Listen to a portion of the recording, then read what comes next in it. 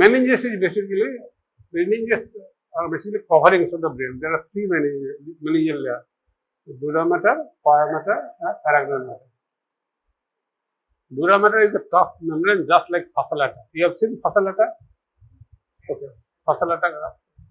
So it will be looking like that. But arachnoid matter and dura mater, if you have seen the brain specimen, perhaps you have noted the pia mater part is basically in continuous with the brain.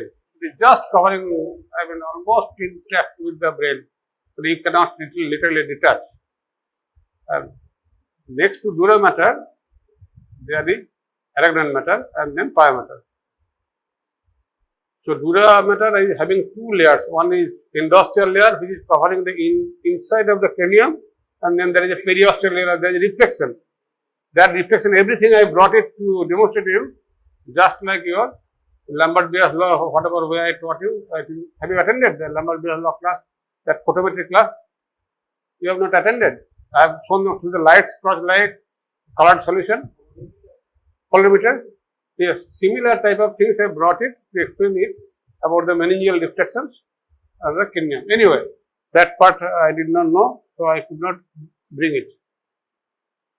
So, first and foremost, where CSF is present. You should interact. This is SGD class and this is the last class of mine. So, what CSF is present? Huh? Ventricle, one part ventricle. Only ventricle? Huh? Subarachnoid space. Or? Spinal cord, yes. Hey, this is interesting. বলো এই করে মনে থাকবে ভালো করে বলো ভুল বললাম আমি ঠিক করে দেবো বলো you just try say something wrong. I don't mind. আর ব্রেনে কিছু সিস্টার্নস আছে, ছোট ছোট এরিয়া গ্যাপ আছে, এই সিস্টার্নস এর মধ্যে থাকে। ও তো স্পাইনাল কর্ড আছে। That part you have already told. So basically it is a fluid covering, okay, around the brain and the spinal cord. And it is acting as a basically protective layer, protective liquid, so that the brain remains protected, and it is having 5 functions that also I will tell you. So CSF is present, remember a few points you can add. There are some points which are not written, that slide I will tell you. Rest you just understand, it will be available in the book. I will explain. Now understand this thing. So kiki kotha bolle tumra subarachnoid space bolle, correct? CSF is present in subarachnoid space. Where subarachnoid space is located? বলো এদিকে তাকিয়ে না আমার দিকে বলো, একটু ভুল বলো। হ্যাঁ, সাব অ্যারাকনয়েড মানে অ্যারাকনয়েড নিচে, তাহলে পায়া মাটারের উপরে, তাহলে it is between sub arachnoid space, sub arachnoid membrane and the pia mater, okay, dura mater. So arachnoid matter and pia mater, okay, and the ventricular system you have seen, there are opening, and also there are cisterns also there. I have not written it, and the spinal cord, what you have written, what you have told. At least you just tell this thing, that will be sufficient. Now, where this synthesized? This synthesized by the choroid plexus, choroidal plexus. Choroid plexus, where these are located in the lateral ventricles, third ventricle and fourth ventricle. What is choroid plexus? Choroid plexus is just like tuft of capillaries of glomerulus. Remember the nephron structure. What that tuft of capillaries does? Basically, it filters the blood. Okay, and a glomerular filtrate is formed. It doesn't contain protein normally, or very minute amount of protein. And bilirubin is, filtered along with this thing. Only thing is that in the brain-blood barrier, bilirubin is not available. So it is working just like almost a glomerular membrane. And so whatever cerebrospinal fluid you are getting, it's basically an ultrafiltrate. What is an ultrafiltrate? Ultrafiltrate, suppose filtration. What is filtrate? চা ছাঁকছি আমরা, কাটা দিলাম, ছেঁকে দিলাম। একটা কাদা জল আছে, সেই জলটা আমি একটা কাপড় দিলাম, নিয়ে আমরা ছেঁকে দিলাম। So this is simple filtration. Now if there is a semi-permeable membrane and if you apply pressure on it and allow it to get filtered, then that is called ultrafiltrate. So CSF is formed under the blood pressure.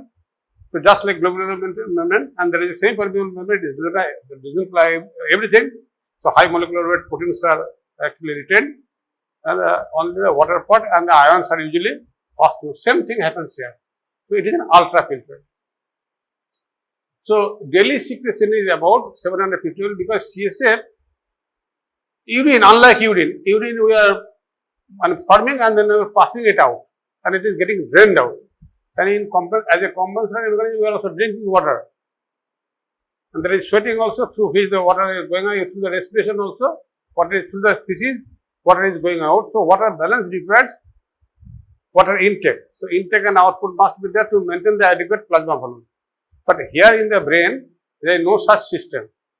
So brain has to produce as much as it drains, so that the fluid volume in the suborganous space is maintained well. So synthesis must be at pace with the drainage system. So there is a drainage system, it is continuously synthesized at a rate of 0.35 to 0.4 ml per minute. Means for to get 1 ml of CSF, at least 2.5 minutes time will be required. So 24 hours time is there. So if you calculate the total volume of CSF in an adult is about roughly 125, but this is not fixed, it depends on the brain head size. Obviously in the children or neonates or the babies, the volume will be much less. Okay. So by the way, volume can range from 150 to 100, 125 to 150, 120 to 140. It varies from person to person. Okay. So by and large, the daily secretion is about 750 ml because it is synthesized and also drained. Why it is required? Because this CSF also acts as a way to excrete the brain metabolites. So that needs to be drained. I will show the drainage procedure. So normally total volume of the CSF is almost about 4 to 6 hours. And that means almost 6 times per day this entire CSF is produced. But that is occurring continuously. Okay. Just like washing machine, if you see the water, if not the automatic one, you put the water, inside the water which is coming into through the inlet, and if the drainage, if you maintain the drainage, then a constant volume in the bathtub will be maintained. It is just like that. And the clothes also will be washed. At one point of time, you will get a clear water. Okay, you see, like something like that example. So how CSF flows? This replacement is called turnover. Okay. So basically, what it does, it covers the entire surface of the brain and also the entire spinal cord. I will show you an animation. You will understand this thing. Try to remember how CSF flows over the surface of the brain. Surface of the brain means there are two cerebral hemispheres, and the cerebellar hemisphere also there, and the spinal cord is there. The surrounding the spinal cord in the spinal canal. So in the suborganous space again, it remains always in the suborganous space. এবার তাকাও ছবিটা দিকে, এই ভালো করে এই দিকটা দেখো, এই সেকশনটা আমি কাটছি এখানটা। এটা দেখো, ওই যে সামনে রয়েছে, এটা ব্রেন, এইটা হচ্ছে ক্রেনিয়াম। ক্রেনিয়ামটা আনলে খুব ভালো হতো। এইটা ক্রেনিয়াম, এটা ডুরা ম্যাটার, এটা অ্যারাগন ম্যাটার, এটা পায়া ম্যাটার। এই যে মাঝখানে স্পেসটা রয়েছে, এইটা সাবঅর্গানাস স্পেস। ঠিক আছে? ওইখানে দেখো, এটা কেন বলছি, এইটাকে একটুখানি খেয়াল রাখো। এই ছবিটার দিকে আরো দেখো, এই যে মাথার উপরে যে আমরা চামড়াটা দেখতে পাই, যার উপর চুলটা রয়েছে, দিস ইজ স্ক্যাল্প। তো স্ক্যাল্পের উপরে রয়েছে, তার নিচে ক্রেনিয়ামটা রয়েছে। তারপর দেখো ডুরা ম্যাটার, এইটা সাদা মাথা। এই ডুরা ম্যাটারের একটা লেয়ার দেখো এই উপরে আছে, এই দেখো ডুরা ম্যাটার, এইটা এন্ডোস্টিয়াল লেয়ার, এটা পেরিঅস্টিয়াল লেয়ার। ওকে, এই জায়গাটা। আর এইটা হচ্ছে কি, তারপরে এই যে সবুজ মতো স্পেসটা, এই দেখো এটা সাবঅর্গান, এই জায়গাটা সাবঅর্গান স্পেস। ঠিক আছে? এই বেনিজিয়াল লেয়ার, এই বেসিক্যালি এই পারা ম্যাটার আর ডুরা সাবঅর্গান অ্যারাগন ম্যাটার, এই দুটো মিলে একটা টার্ম আছে লেপ্টোমেনিনজিয়াস। এটা শুধু লিখে রাখবো। Dura arachnoid matter and pia matter, they are together called leptomeninges. এর একটা ইম্পর্টেন্স আছে। ইম্পর্টেন্সটা কি না, এই দেখো উপরের ছবির দিকে তাকাও। এই লেপ্টোমেনিনজিয়াস রিজিয়নে বেসিক্যালি কোনো যদি হিমাটোলজিক্যাল ম্যালিগন্যান্সি হয়, তো সেই জিনিসটা ওই লেপ্টোমেনিনজিয়াসের কাছে যায়। যদি কোথাও ক্যান্সার হয়ে থাকে, তার মেটাস্টেসিস যদি ব্রেনে হয়, তখন ওই লেপ্টোমেনিনজিয়াসে গিয়ে হয়, ডুরা ম্যাটারটাতে হয় না।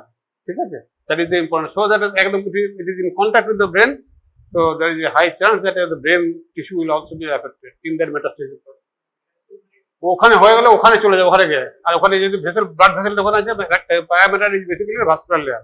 সো আমাদের যে ক্যান্সার সেলটা স্প্রেড করলো ওখানে ভাস্কুলার গিয়ে ওই পায়ামেটারের কাছে, ডিউরাগনামের কাছে, ওইখানটাতে গিয়ে ওই ক্যান্সার সেলটা ডিপোজিট হলো। তো আবার হয়তো ক্যান্সারটা প্রাইমারি ক্যান্সার লিভারে হয়েছে বা লাংস হয়েছে, সেটা মেটাস্টিস বা ব্রেস্ট হয়েছে, প্রস্টেট গেল, ওখানে গিয়ে ব্রেনে গিয়ে একটা ডিপোজিট করলো, তখন ব্রেনের এই টিস্যুটার মধ্যে ইনভলভ হয়ে গেল। বুঝে দেখুন, এই ব্লাডের আসবে, ব্লাডের থ্রু দিয়ে আসবে, তো লিম্ফের থ্রু দিয়ে যদি আসে, ফাইনালি ব্লাডের থ্রু দিয়ে ঢুকবে।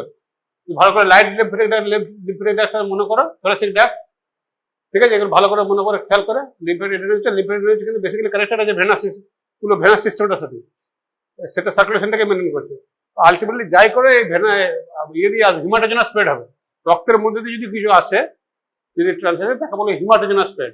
আর লিম্ফেটিক শুধু লিম্ফেটিক স্প্রেড বলে, ঠিক আছে। আর যদি লোকালি গ্রো করে তাকে বলে লোকাল স্প্রেড। এই হিমাটোজেনাস স্প্রেড হতে লেপ্টোমেনিজেশন, এই কারণ এইটা, এই দুটো ইম্পর্টেন্ট শুধু মনে রাখবে, বাস, আর কিছু না। এইটা অ্যাকচুয়ালি এই বইটাতেও লেখা আছে, এই বইগুলো সেজন্য আমি এই বইটা তোমার দেখালাম। এই ক্রস সেকশনে যদি ব্রেনের করে ওই দেখো এই জায়গাটাতে, এইখানে এই ভাস্কুলার যে বায়োমেটারটা না, এটা স্কিমেটিক ডায়াগ্রাম, এটা অত্যন্ত কমপ্লিকেটেড স্ট্রাকচার। এটা just like a tough capillary in the tissue also, in the peripheral tissue also. It is full of blood vessels.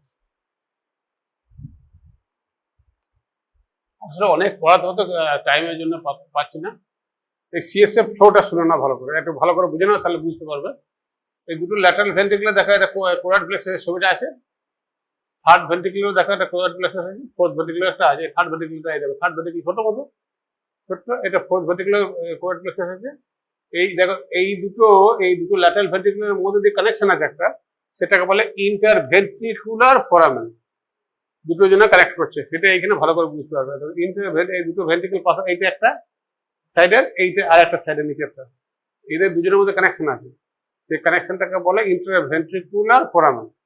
আর এরপরে এইটা আসছে দেখো একটা দাগ দিয়ে, ঠিক আছে, ইন্টারভেন্ট্রিকুলার ফোরামেন। দেখো এই জায়গাটা রয়েছে ইন্টারভেন্ট্রিকুলার ফোরামেন। এইবার এইটা এই থার্ড ভেন্ট্রিকুলার আসছে, ঠিক আছে। তারপর থার্ড ভেন্ট্রিকল থেকে অ্যাকুইডাক্ট অফ সিলভিয়াস দিয়ে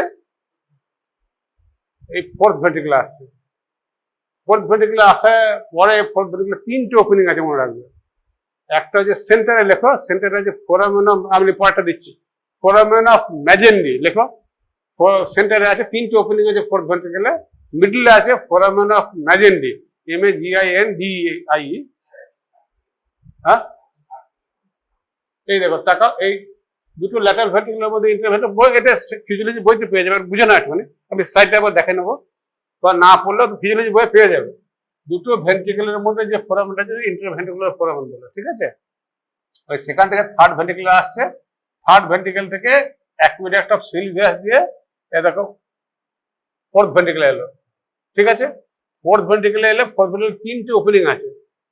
একটা যে মিডিয়াম মাঝখানে যেটা আছে পেছন দিকে পোস্টেরিয়রলি আছে, মাঝখানে পোস্টেরিয়রলি যেটা আছে সেটার নাম হচ্ছে foramen of Magendie, M for middle, মনে রাখবেন, M ফর মিডল।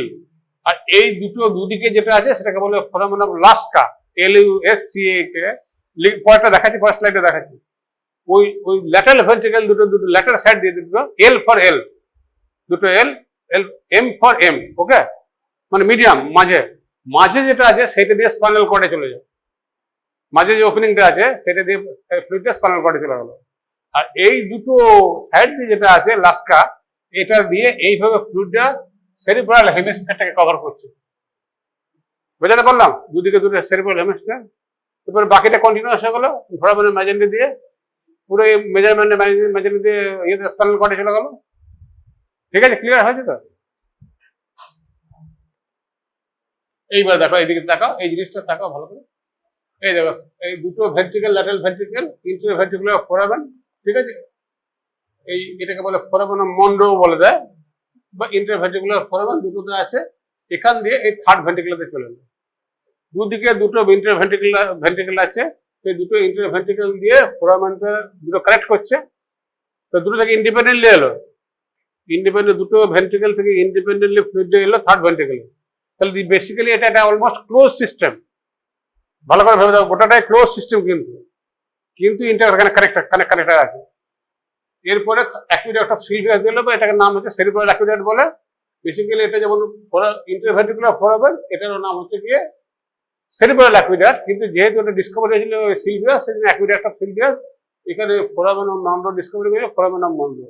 এরপর বেরিয়ে এলো, এবার ফোর্থ ভেন্ট্রিকেল এলো। ফোর্থ ভেন্ট্রিকেল সেন্ট্রালে আছে একদম পুরো ফোরামেন অফ ম্যাজেন্টি, যেটা আমি বললাম। আর দুটো সাইডে আছে ফোরামেন অফ লাস্কা। এটা দিয়ে সেরিব্রাল হেমিস্ফিয়ারে চলে গেল। এরপরে সাবআরডার স্পেসে এলো, এইখানে অ্যারাকনয়েড ভিলাই আছে। এবারে এইটা এই ফ্লুইডটা যেটা তৈরি হলো সেরিব্রাল, এখান থেকে বেরোতে হবে। বেরোনোর রুট হচ্ছে গিয়ে অ্যারাকনয়েড ভিলাইটা। এইখানটা দেখো, এই অ্যারাকনয়েড ভিলাইটা, এভি মানে অ্যারাকনয়েড ভিলাই, এই পার্টিকুলার দেখো। এই অ্যারাকনয়েড ভিলাইয়ের কাজ হচ্ছে গিয়ে ফ্লুইডটাকে তুই লেখ বাবা, লেখ। ও ছবি তো বইয়ে লেখা আছে, আমি ক্ল্যারিফাই করছি, যে জায়গাটা হাইলাইট করছি সেটা দেখে না ভালো। You just try to note down what I am trying to emphasize. This is what you require. ওই ছবি আর দেখা হবে না, টাইম কেউ দেখে না, আমি নিজেও দেখতে পারি না। মোবাইলে আমার অজস্র ছবি তোলা আছে, কখন দেখবো? When I will see it. Try to get everything in your brain, registered in your brain, and note down on the register. So এই যে আমাদের সিএসএফ তৈরি হলো, তো সিএসএফ থেকে যখন ভেনাস সিস্টেমে যাবে, ভ্যালভ যদি না থাকে তাহলে তো ব্লাডটা ভেন থেকে আবার সিএসএফ চলে আসবে। তাহলে আমাকে একটা ওয়ান ওয়ে ট্রাফিক দিতে হবে। তাহলে ওই ওয়ান ওয়ে ট্রাফিকটা অ্যারাকনয়েড ভিলাই করে। এটা একটা ভ্যালভ লাগে মেকানিজম আছে এর মধ্যে, যার ফলে শুধু সিএসএফটা ফ্রম সিএসএফ টু ভেনাস সিস্টেমে যায়, কিন্তু ব্যাক করতে পারে না কোনোভাবে। যদি ভ্যালভটা ড্যামেজ হয়ে যায় তাহলে তো ব্যাস পুরো ব্লাড ঢুকে যাবে সিএসএফ এর মধ্যে, পারপাসটাই গেল, আর সে সামলানো যাবে না। বোঝা গেল ব্যাপারটা? এইখানে দেখো ভালো করে, valve like mechanism, channel line structure থাকে, allow to flow in one direction. Okay, এইখানটাতেই মেন ঝামেলাটা এখানে আছে, যেটা আমি আজকে ক্লাসে পড়াবো। ইন সাবঅর্ডিনেট স্পেসে CSF comes in contact with the perivascular spaces around the blood vessels. লিকিংটা হয় এইখানটা থেকে, দুরবেটা থেকে হয় না। অ্যাবনর্মালিটি এইখানের জন্য হয় ঘটনাটা, কারণ এইখান থেকে ফর্মেশন হবে কোরাল প্লেক্সাসের পরে। ওখান তো কোরাল প্লেক্সাস ব্রেনের ভেতরে আছে, মেনিনজাইটিস হবে তখন এই জায়গাটা থেকে ওই অ্যাবনর্মালিটি গুলো তৈরি হবে। বুঝাতে পারলাম? হয়েছে? এবারে পরটা যাচ্ছে। এইটা আমার মোটামুটি একটা স্ট্রাকচার, ওই কমপ্লিকেটেড স্ট্রাকচার, এগুলো এখন বলছি না। ভিডিওটা দেখলি তাহলে বোঝা গেল তো। সার্কুলেশন দেখাচ্ছি, দেখো ক্লিয়ার হয়ে যাবে এক্ষুনি। সার্কুলেশন ইয়েটা দেখালি, ভিডিওটা দেখালি বুঝে যাবে। ওই সিএসএফ সার্কুলেশন দেখে না, যে বুঝতে চাইছিলে। এই দেখো, এই ল্যাটারাল ভেন্ট্রিকুলার তৈরি হলো। এই দেখো, এই ল্যাটারাল ভেন্ট্রিকুলার দুটো হর্ন, এই থার্ড ভেন্ট্রিকুলার এলো। এই অ্যাকুইডাক্ট অফ সিলভিয়াস যে ফোর্থ ভেন্ট্রিকুলার এলো। এই দেখো, এই ফোর্থ ভেন্ট্রিকুলার পুরো স্পাইরাল করে চলে গেল, ফোরামেন ম্যাজেন্টা দিয়ে, লাস্কা দিয়ে দেখো দুদিক দিয়ে ঘুরছে। দেখো, দেখতে পেয়েছ? এই দেখো, অ্যারাকনয়েড ভিলাই দিয়ে পুরো একটা দিকে চলে যাচ্ছে, ওই ভেনাস সিস্টেমে চলে গেল। বুঝাতে পারলাম? আবার দেখাচ্ছি, আবার দেখাচ্ছি, 3 বার দেখো, তাহলে বুঝে যাবে।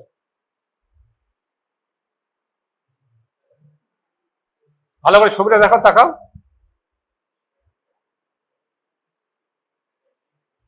কি সুন্দর ভাবে ফিল আপ করছে না?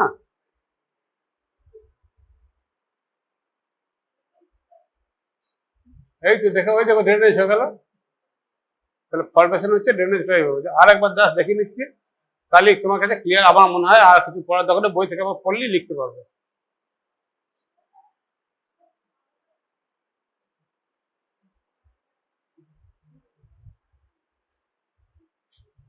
এই দেখো বেরিয়ে, দেখলে দেখলে এটা দিয়ে বেরিয়ে গেল।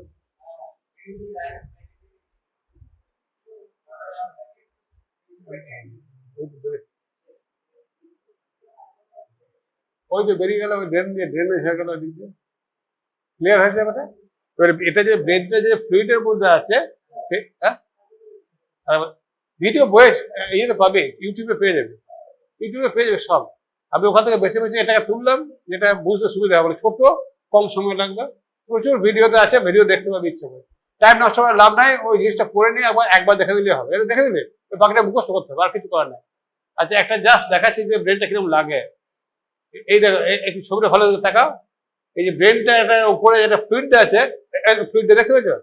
ফ্লুইডটা ভালো করে লক্ষ্য করো। এই দেখো, এই যে ফ্লুইডটা রয়েছে ব্রেন, দেখতে পেয়েছো ওই ফ্লুইডটা? বোঝা যাচ্ছে? ব্রেনের চারদিকে একটা জলের মতো জিনিস রয়েছে, এইটা সেরিব্রোস্পাইনাল ফ্লুইড।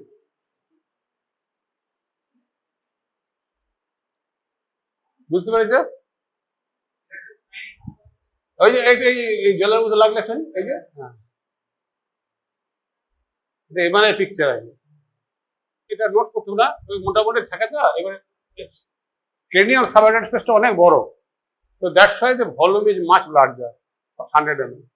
আর এই স্পাইনাল কর্নেলের স্পেসটা অনেক কম আছে, অলমোস্ট 1/4 থাকে। আমরা বললাম 125 ml থাকে, কিন্তু দেখো ভালো করে এই ল্যাটারাল ভেন্ট্রিকুলার, ল্যাটারাল হর্নস একটু থাকে, থার্ড ভেন্ট্রিকুলার একটু থাকে, ফোর্থ ভেন্ট্রিকুলার আর থার্ড ভেন্ট্রিকুলার ভলিউমটা মোটামুটি এক থাকে। ভলিউমটা ইনসাইড দ্য ভলিউম যেটা থাকে সেটা অলমোস্ট ভলিউমটা এক থাকে, সেই জন্য পুরো এরিয়াটা জুড়ে থাকতে হবে, ঠিক আছে? ওখানে গ্যাপ রাখলে চলবে না। এই ভলিউম দুটো অলমোস্ট ইনসাইড ভলিউমটা একই থাকে।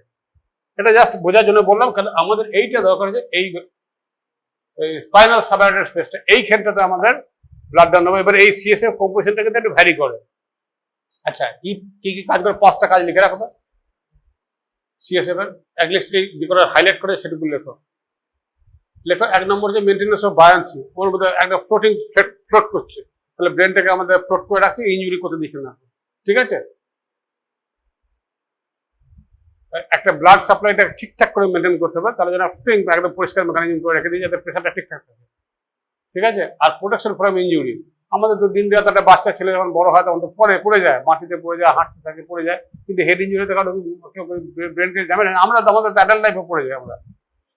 ওটা বেসিক্যালি যেই মুহূর্তে আমরা পড়লাম কোনো একটা জায়গাতে বা কেউ মারলাম এখানে হেড ইনজুরি করলো, ইমিডিয়েটলি ব্রেনটা শিফট করে, কিন্তু সেরিব্রাল ফ্লুইড থাকার জন্য কিছুতে হিট করে না, অপোজিট সাইডে ক্রেনিয়ামটা কিছুতে হিট করতে পারে না, সেরিব্রাল ফ্লুইডটা বাঁচিয়ে দেয় ওকে। আর শক অ্যাবজর্ব, এই যে কথাটা শক অ্যাবজর্ব লেখা আছে, কথাটা যে কথাটা বললে কালকেও ক্লাসে একই কথা বলে দিল, ঠিক একসাথে শক অ্যাবজর্বার। একটুখানি আমি শুধু প্রোটেকশন ফ্রম ইনজুরি লিখলাম, শক অ্যাবজর্বার লিখলে এই কথাটা, এই মানেটা, এই দুটো মানে এক না। ইন জেনারেল এটা প্রোটেকশন করছে, আর প্রিভেনশন ফ্রম ব্রেন ইসকেমিয়া করে, কেন কি ব্রেনের প্রেশারটাকে মেনটেন ঠিক মতো করবে না। যদি কমে যায় সেরিব্রাল ফ্লুইড যদি কমে যায় তাহলে কিন্তু ঝামেলা হবে, বেশি হলেও কিন্তু প্রেশার দেবে, ইন্ট্রাক্রেনিয়াল প্রেশার বেড়ে যাবে অনেক বেশি, ভলিউমটা যদি বেড়ে যায় কোনো কারণে। মনে করো ওই যে ট্র্যাকটা আছে, এটা টিউমার হয়েছে মাঝখানে, নিয়ে থার্ড ভেন্ট্রিকুলার ফোর্থ ভেন্ট্রিকুলার মাঝখানে যে স্পেসটা আছে, ওই দাগটা আছে, দাগটাকে ব্লক করে দিয়েছে। দাগটাকে ব্লক করে দিলে তো ফ্লুইডটা পাস করতে পারবে না। তাহলে proximal to that block there will be accumulation that will cause pressure, effect of other ব্রেনটা ইসকেমিয়া হবে, ব্রেনে অনেক কিছু ঝামেলা করবে, ব্রেনটা ফাংশন করতে তোমরা ঠিক করে অনেক ঝামেলা হবে, সেগুলো তোমরা পরে পড়বে, ঠিক আছে? এখন বলতে পারছি না। হোমিওস্ট্যাটিক রেগুলেশন, ঠিক আছে, এইটা খুব বড় দরকার। আর রিমুভাল অফ ওয়েস্ট প্রোডাক্ট, এও কিডনির মতো কাজ করে, কেন ও ব্রেনের কোনো আলাদা কোনো কিডনি মেকানিজম নেই, ওর মধ্যে দিয়ে যা আছে মেটাবলাইটগুলো ওর মধ্যে ড্রেন করে দিলে, ওই ড্রেনেজের জন্যই ওই বেসিক্যালি রেগুলার বেসিসে ফরমেশন হচ্ছে, আর এই ড্রেনেজ হয়ে যাচ্ছে। ওকে, এই 5টা ফাংশন। আচ্ছা, এইবার তাকাও এই দিকটা থেকে, মেন ব্যাকআপ সাথে চলে এসছে অলমোস্ট। এবারে এই জায়গাটাতে এইখানটা এবার কনসেন্ট্রেট করো, এইটাতে প্লাজমা, আর এটা যে সিএসএফ কম্পোজিশন। শুধু ইউরিনের সাথে গ্লোমেরুলার ফিল্টারটার সাথে কম্পেয়ার করো। আমরা যেখানে দেখেছি যে প্লাজমাতে যা থাকে অলমোস্ট সেটা গ্লোমেরুলার ফিল্টারটা ফিল্টার হয়ে যায়, নিয়ে ওই প্রক্সিমাল কনভলিউটেড টিউবুল দিয়ে ফুল গ্লুকোজটা অ্যাবজর্ব করে না। নর্মাল ইউরিনে আমরা গ্লুকোজ পাই না, তাই তো? কিন্তু এর পারমিবিলিটিটা ওর পারমিবিলিটি দুটোর মধ্যে পার্থক্য আছে। যে ব্যারিয়ারটা আছে, it is called blood brain barrier, because of the blood brain barrier আর blood CSF barrier, you can say this is the difference. কারণ আমাকে বেসিক্যালি ব্রেনে কিছু নিউট্রিশন দিতে হবে। আমি যদি গ্লুকোজটাকে এখানে পুরো জিরো করে দিই, গ্লুকোজ ফিল্টার না করতে দিই, তাহলে তো ব্রেনটা গ্লুকোজ পাবে না। আমাদের গ্লুকোজটা যাচ্ছে ওখান থেকে, মোটামুটি একটা এই 50% বা 0.60% কাছাকাছি যে ব্লাড গ্লুকোজ থাকে তার সাথে এটা মেনটেন করে, ঠিক আছে? সেই লেভেলটা থাকে। আর তারপর থাকে ইউরিক অ্যাসিড, ইজ স্পিয়ারিংলি সলিউবল, ঠিক আছে? তো ও ব্লাড ব্রেন ব্যারিয়ার ওটা ক্রস করে দেয়, সেটা আর পাওয়া যায়, কিন্তু দেখো কনসেন্ট্রেশন অনেক কম। প্রোটিন, ভালো করে তাকাও, প্রোটিনটা অনেক হাই মলিকুলার প্রোটিন, এটা গ্রাম কনসেন্ট্রেশন থাকে, মানে 1000 মিলিগ্রাম পার ডেসিলিটার, আর সেইটা স্ট্রেট মিলিগ্রামে নেমে যায়। যদি এটা 50 ধরি, তাহলে অলমোস্ট যদি 1000 ধরি, আর এটা যদি মিলিগ্রামে ধরে তাহলে 1000 টাইমস লেস, কিন্তু এইখানে যদি 50 যেহেতু আছে তো 1000 টাইমে 500 500 কাছাকাছি আসছে, 500 নয় বেসিক্যালি, ফিগারটা এখানে দেখাচ্ছি পরে। এটা কনসিডারেবলি লেস। শুধু মনে রাখবে এটা গ্রামে আছে, এটা মিলিগ্রামে আছে, কিন্তু বিভিন্ন জায়গাতে এই প্রোটিনের কনসেন্ট্রেশনটা বিভিন্ন আছে। আমরা যেহেতু লাম্বার ফাংশন করে করবো, তো আমাদের কনসেন্ট্রেশনটা এইখানে ফিক্স করতে হবে। এইটা আমাদের মনে রাখতে হবে, what is the CSF protein level 15 to 45। এটা ওয়াইড রেঞ্জ আছে, কারণ আমাদের এই যে টোটাল প্রোটিনটা না 6 to 8 গ্রাম রেঞ্জ আছে। একটা অ্যাভারেজ মিডিয়াম করে আমি সাফ করে রেখেছি ইচ্ছা করে। 6 to 8 লিখতে পারতাম, এখানে ইচ্ছা করে লিখলাম তো ক্লারিফিকেশন করার জন্য, এগুলো বলার জন্য। এই যে এখানে একটা রেঞ্জ লিখেছি, এখানে একটা রেঞ্জও থাকবে, সবারই একটা রেঞ্জ থাকবে, একটা অ্যাভারেজ লিখে দিয়েছে, ঠিক আছে? তো ওইটার নিচে যাওয়া যাবে না, 3.6টার নিচে যাওয়া যাবে না, তাহলে সেটার জন্য লিখেছি। এইখানে দেখাও অ্যালবুমিন এগেন এর মলিকুলার ওয়েট থাকে 68,000, ঠিক আছে? 67 to 67,000। এটাকেও ক্রস করতে দিচ্ছে না কিছুদিন। এখানে দেখা এটা এই এত কম অ্যামাউন্টে থাকে, অ্যালবুমিনে খুব কম অ্যামাউন্টে আসছে, ঠিক আছে? কারণ প্রোটিন আমার ওখানে দরকার নেই, প্রোটিনও সিনথেসিস করতে পারবে, কিন্তু দরকার আমার গ্লুকোজটা দেওয়া। হ্যাঁ, ঠিক। এই কমাগুলো আমি বুঝবো, বসে আরো ইম্পর্টেন্সটা বুঝবো। আচ্ছা, সোডিয়ামটা মোটামুটি অলমোস্ট 1 থাকে। এইখানে এই পটাশিয়ামের লেভেলটা একটু কম থাকে, কিন্তু ম্যাগনেসিয়ামের লেভেলটা অনলি প্যারামিটার যেটা বেশি থাকে। এই ক্যালসিয়ামের লেভেলটা দেখো, এটাও কম আছে, আর ক্লোরাইডের লেভেলটা আবার বেশি থাকে। এগুলো এই দুটো সাইডে মেমব্রেন ইকুইলিব্রিয়াম রাখতে হবে আয়নিক, সেই জন্যই এই ঘটনাগুলো ঘটনা হয়। হাইলাইট করে দিলাম, তাহলে ক্লোরাইড আয়নটা বেশি থাকে, বাকিগুলো এখানে ম্যাগনেসিয়ামটা বেশি থাকে। এইটা শুধু মনে রাখবে, এটা এমসিকিউ থাকতে পারে in your NEET PG, not now. Which ion is present in more amount in CSF, এইটি ধরে না, এটি এমসিকিউ আমার ক্যাচ কোশ্চেন ছিল।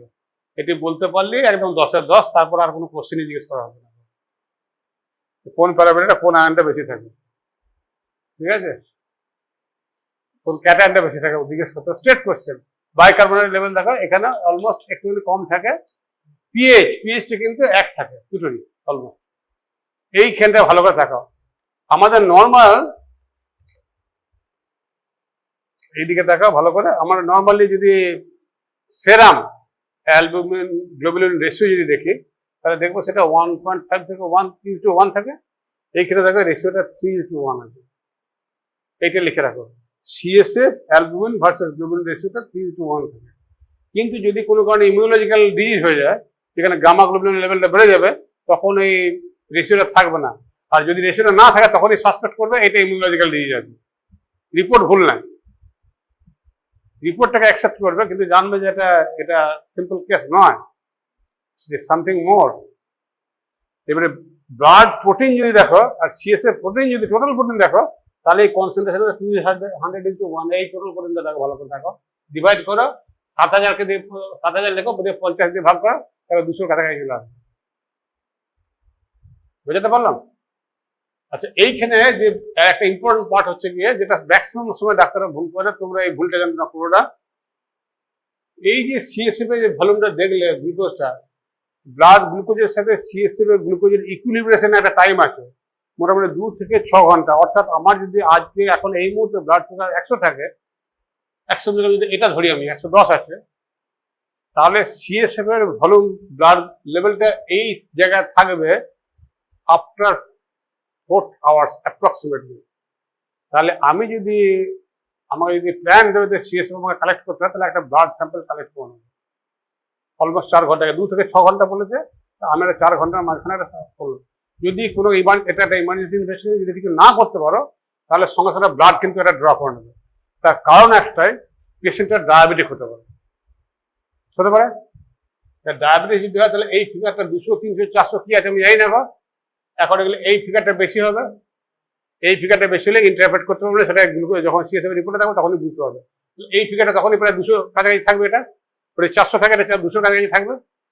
তো তুমি রিপোর্ট কিন্তু এই সিএসএফ এর রিপোর্টটা তুমি ব্লাডের রিপোর্ট যদি না জানো, তাহলে কিন্তু মহা ঝামেলায় পড়বে। সেই জন্যই তোমাদের এই কাজটা লিখে রাখবে, যদি সম্ভব হয় কোনো কারণে। এটা ইমার্জেন্সি ইনভেস্টিগেশন, পেশেন্টটা এলেই কিন্তু করতে হবে, তোমার সিএসএফ পাংচার করতে হবে, মানে সিএসএফ কালেক্ট করতে হবে।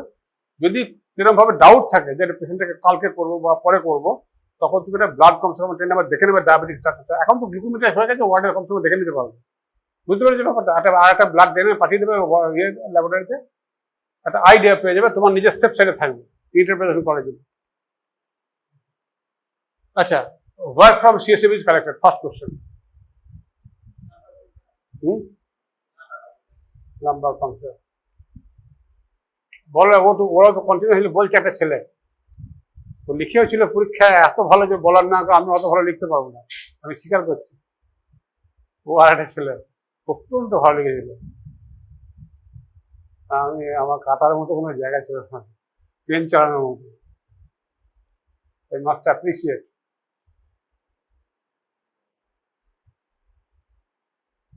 বলো, ও তো বলছে তোমরা একটু মুখ খোলো না, মুখ খুলে কি করে শিখবে? দিস ইজ SGT গ্রুপ, এটা না theory class, it's not one way traffic. কম বলো, এদের একটু বলতে দেবে, একটু মুখ খোলো, মুখ না খুললে হবে না বাবা, পরীক্ষা হলে বলতে হবে। আর না বলতে পারলে আমাদের দিকে টিচার এক্সামিনার আমাদের দিকে তাকাবে।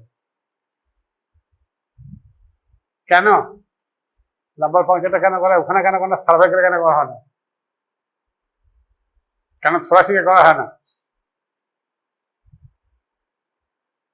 এটা কোশ্চেন। তাহলে হবে লম্বার যাই বলবে ঠিক আছে, স্যাক্টাল রিজনের কেন নয়, কেন থোরাসিকে নয়, কেন কেন সার্ভাইকাল নয়?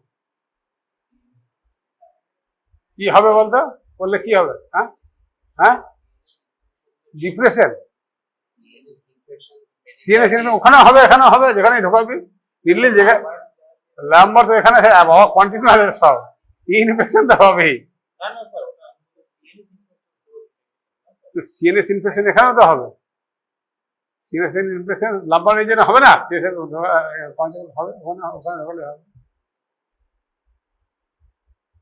এইখানে ফুটো করে দিতে পারে, ট্রেনে ফুটো করে না যাবে। কেন কেন কেন, এটাই একটু ইন্টারেস্ট করো তাহলে বুঝতে হবে, খেলাটা বলে দিচ্ছি এখন। আচ্ছা, প্রথম কথা, how to collect CSF, another big question. Blood তো তোমাদের দেখেছিলাম, ব্লাড ড্র আমাদের ক্লাসে দেখিয়েছিলাম, আমার নিজেরই ব্লাড দিয়ে দেখাচ্ছিলাম কিভাবে ড্র করতে হয়। পারবে, কিন্তু প্র্যাকটিস করবে, ইয়ে থেকে ফ্লেবোটমি সেন্টারে গিয়ে দেবে না, কিন্তু রেগুলার বেসিস প্র্যাকটিস করতে পারবে, মাঝে মাঝে সিস্টাররা পারবে না, টেকনিশিয়ানরা পারবে না, তখন তোমাকে ডাকবে, ডাক্তারবাবু পাচ্ছি না, কালেকশন করবে। তখন যদি তুমি না কালেকশন করতে পারো কি অবস্থা হবে বুঝতে পারছো তো? আর তোমাকে রেগুলার বেসিসে কালেকশন করতে হবে। সেই জন্য টিল রিটায়ারমেন্ট আমি কিন্তু কালেকশন সেন্টারে যেতাম, প্রতিদিনই 15 মিনিট করে কালেকশন করতাম, অ্যাটলিস্ট 15-20টা পেশেন্ট। এটা কেউ করে না নর্মালি, ডাক্তাররা করে না, ডাক্তার নিজেদের বউকে নিয়ে আসতো, বাবা মাকে নিয়ে আসতো ডিপার্টমেন্টে ব্লাড টানার জন্য। এই কাজটি যেটা তোমরা করো না, দরকার বলে IV ফ্লুইড দেবে, ব্লাড টানবে, তার জন্য কোনো আত্মীয় স্বজনকে কোনো সেন্টারে নিয়ে যাবেন, আমি টানতে পারি না, যে কথা বলা সব দিয়ে লজ্জা, আপনি ব্লাডই টানতে পারেন, ডাক্তারি করবে কি? ঠিক আছে, একটু খেয়াল রাখবে। তো who will collect CSF? Nursing staff, laboratory লোক, নাকি রেডিওলজি ডিপার্টমেন্টের লোক আসবে, এসে টানবে? কে টানবে? আসবেই না, ঠিক। প্যাথোলজি ডিপার্টমেন্ট থেকে আসবে, স্যার প্যাথোলজিস্ট আসবে, হ্যাঁ, অ্যানাটমির লোক আসবে, হসপিটালে অ্যানাটমির লোক নাই, হ্যাঁ, অ্যানাস্থেসিয়ার লোক, আচ্ছা সব জায়গায় অ্যানাস্থেসিয়া নাই, তো অ্যানাস্থেসিয়ার লোকও নাই। পেরিফেরাল হেলথ সেন্টার তুমি একা ডাক্তার, পেশেন্ট চট করে ছাড়বে না, সুযোগ যদি পাও, পেশেন্ট যদি উইলিং থাকে তোমাকে ট্রিটমেন্ট করার জন্য, কিছুদিন পেশেন্টটা ছাড়বে না, ওই পেশেন্ট তোমাকে বহু কিছু জিনিস শিখিয়ে দেবে। পেশেন্ট কিন্তু ছাড়বে না, যদি তোমার ট্রিটমেন্টে থাকতে চায়, তুমি সারেন্ডার করবে, যে পেশেন্ট খারাপ হয়ে যাবে, প্রচুর সময় পাবে তোমার পেশেন্টটা সারেন্ডার করবে, ডাক্তারবাবু নিয়ে যাওয়ার কোনো ক্ষমতা নেই, যা পান করুন, তাতে মরে যাবে, আমরা নিয়ে যেতে পারবো না। ইনফ্যাক্ট আমাকে বলেছিল, সেসব কথা অনেক স্টোরি, সেটা বলতে গেলে অনেক সময় লাগবে। But don't leave any opportunity, ঠিক আছে? যখনই পাবে গ্র্যাব করবে, ব্যাস। পেশেন্ট আসবে নিজে, ফিজিশিয়ান, হ্যাঁ হ্যাঁ, ফিজিশিয়ান মানে তোমার বস, মানে তুমি যে ইউনিটে কাজ করেছে, টপ ডাক্তাররা দেখো না, কে টানবেটাকে? It is usually the junior doctors, basically intern, house staff যারা আছে তারা করবে। পিজি ট্রেনিং করবে তারা করে, ঠিক আছে? বসেরা করে না। বসেরা কখন আসে ঢুকছে যদি না পারে, না পারলে বস না পারলে আর ঝামেলা অনেক বেশি। তোমাকে পুরো যখনই পাবে এই অপরচুনিটি কিছুদিন ছাড়বে না। কোথাও কোথাও এখন আজকের দিনে ভিডিও আছে, খুব ভালো করে ভিডিওটা দেখবে। আমাদের সময় ভিডিও ছিল না, কিন্তু আমি দেখে দেখে দেখে শিখেছি না। আমি এনকোয়ারি ওয়ার্ড হলেই আমি করে দিতে পারতাম। কি করে করবে দেখে নাও ভালো করে এই প্রসিডিউরটা। ডাক্তার ছাড়া কেউ সিএসএফ টানবে না, কোনো নার্সিং স্টাফ হাত দেবে না। তোমাকে একদম পুরোপুরি মেথডটা খুব ভালো করে জানতে হবে এবং ফার্স্ট চান্সে প্রিক করে করবে। খুব পেনফুল প্রসিডিওর, ডিফিকাল্ট প্রসিডিওর, কিন্তু সবসময় ফার্স্ট চান্সে না পারো, কিন্তু তুমি যদি ভালো করে জানো তাহলে পারবে করতে। আগাফ্লোরাল ট্যাপ, পেরিকার্ডিয়াল ট্যাপ সব ডাক্তার করে, ও কোনো অন্য কোনো লোক হবে না। তো তোমার সলিড নলেজ চাই, তাছাড়া তুমি পাংচার করবে। এই দেখো ভালো করে দেখাও, একদম পুরো এই জিনিসগুলো আমি কালকে বলতেই পারিনি। এটা অ্যাসেপ্টিক প্রিকশন নিতে হবে পুরো, জাস্ট ওটি প্রসিডিওর। তাহলে ওই যেটা বললো ইনফেকশন হয়ে যাবে, হবেই। এই স্কিনের ওপরে অজস্র ব্যাকটেরিয়া আছে, এই ব্যাকটেরিয়া যে মুহূর্তে নিডল ঢোকাবে ও ব্যাকটেরিয়ার সাথে নিডলের সাথে ঢুকে যাবে একদম মিলে গেছে, বা সিএসএফ হয়ে যাবে। এই ছবি ছবি পাবি রে বাবু, হয়েছে জিনিসটা দেখে না। এইবারে করে আমরা যখন ওটি করি যখনই, তখন এই জায়গাটা ভালো করে অ্যানেস্থেটিক অ্যান্টিসেপ্টিক সলিউশন দেওয়া হয়। এই পুরো জায়গাটা ক্লিন করা হয়, বিটাডিন দেওয়া হয়, তারপর অ্যালকোহল দেওয়া হয়, ফুল স্টেরিলাইজ করার পরে পেটে ইনসিশন দেওয়া হয়। সেম জিনিসটা এখানেও করতে হবে। এইবারে এই লাম্বার পাঁচাতে এখানে করা হবে, কিন্তু কেন এই জায়গাটা করা হয়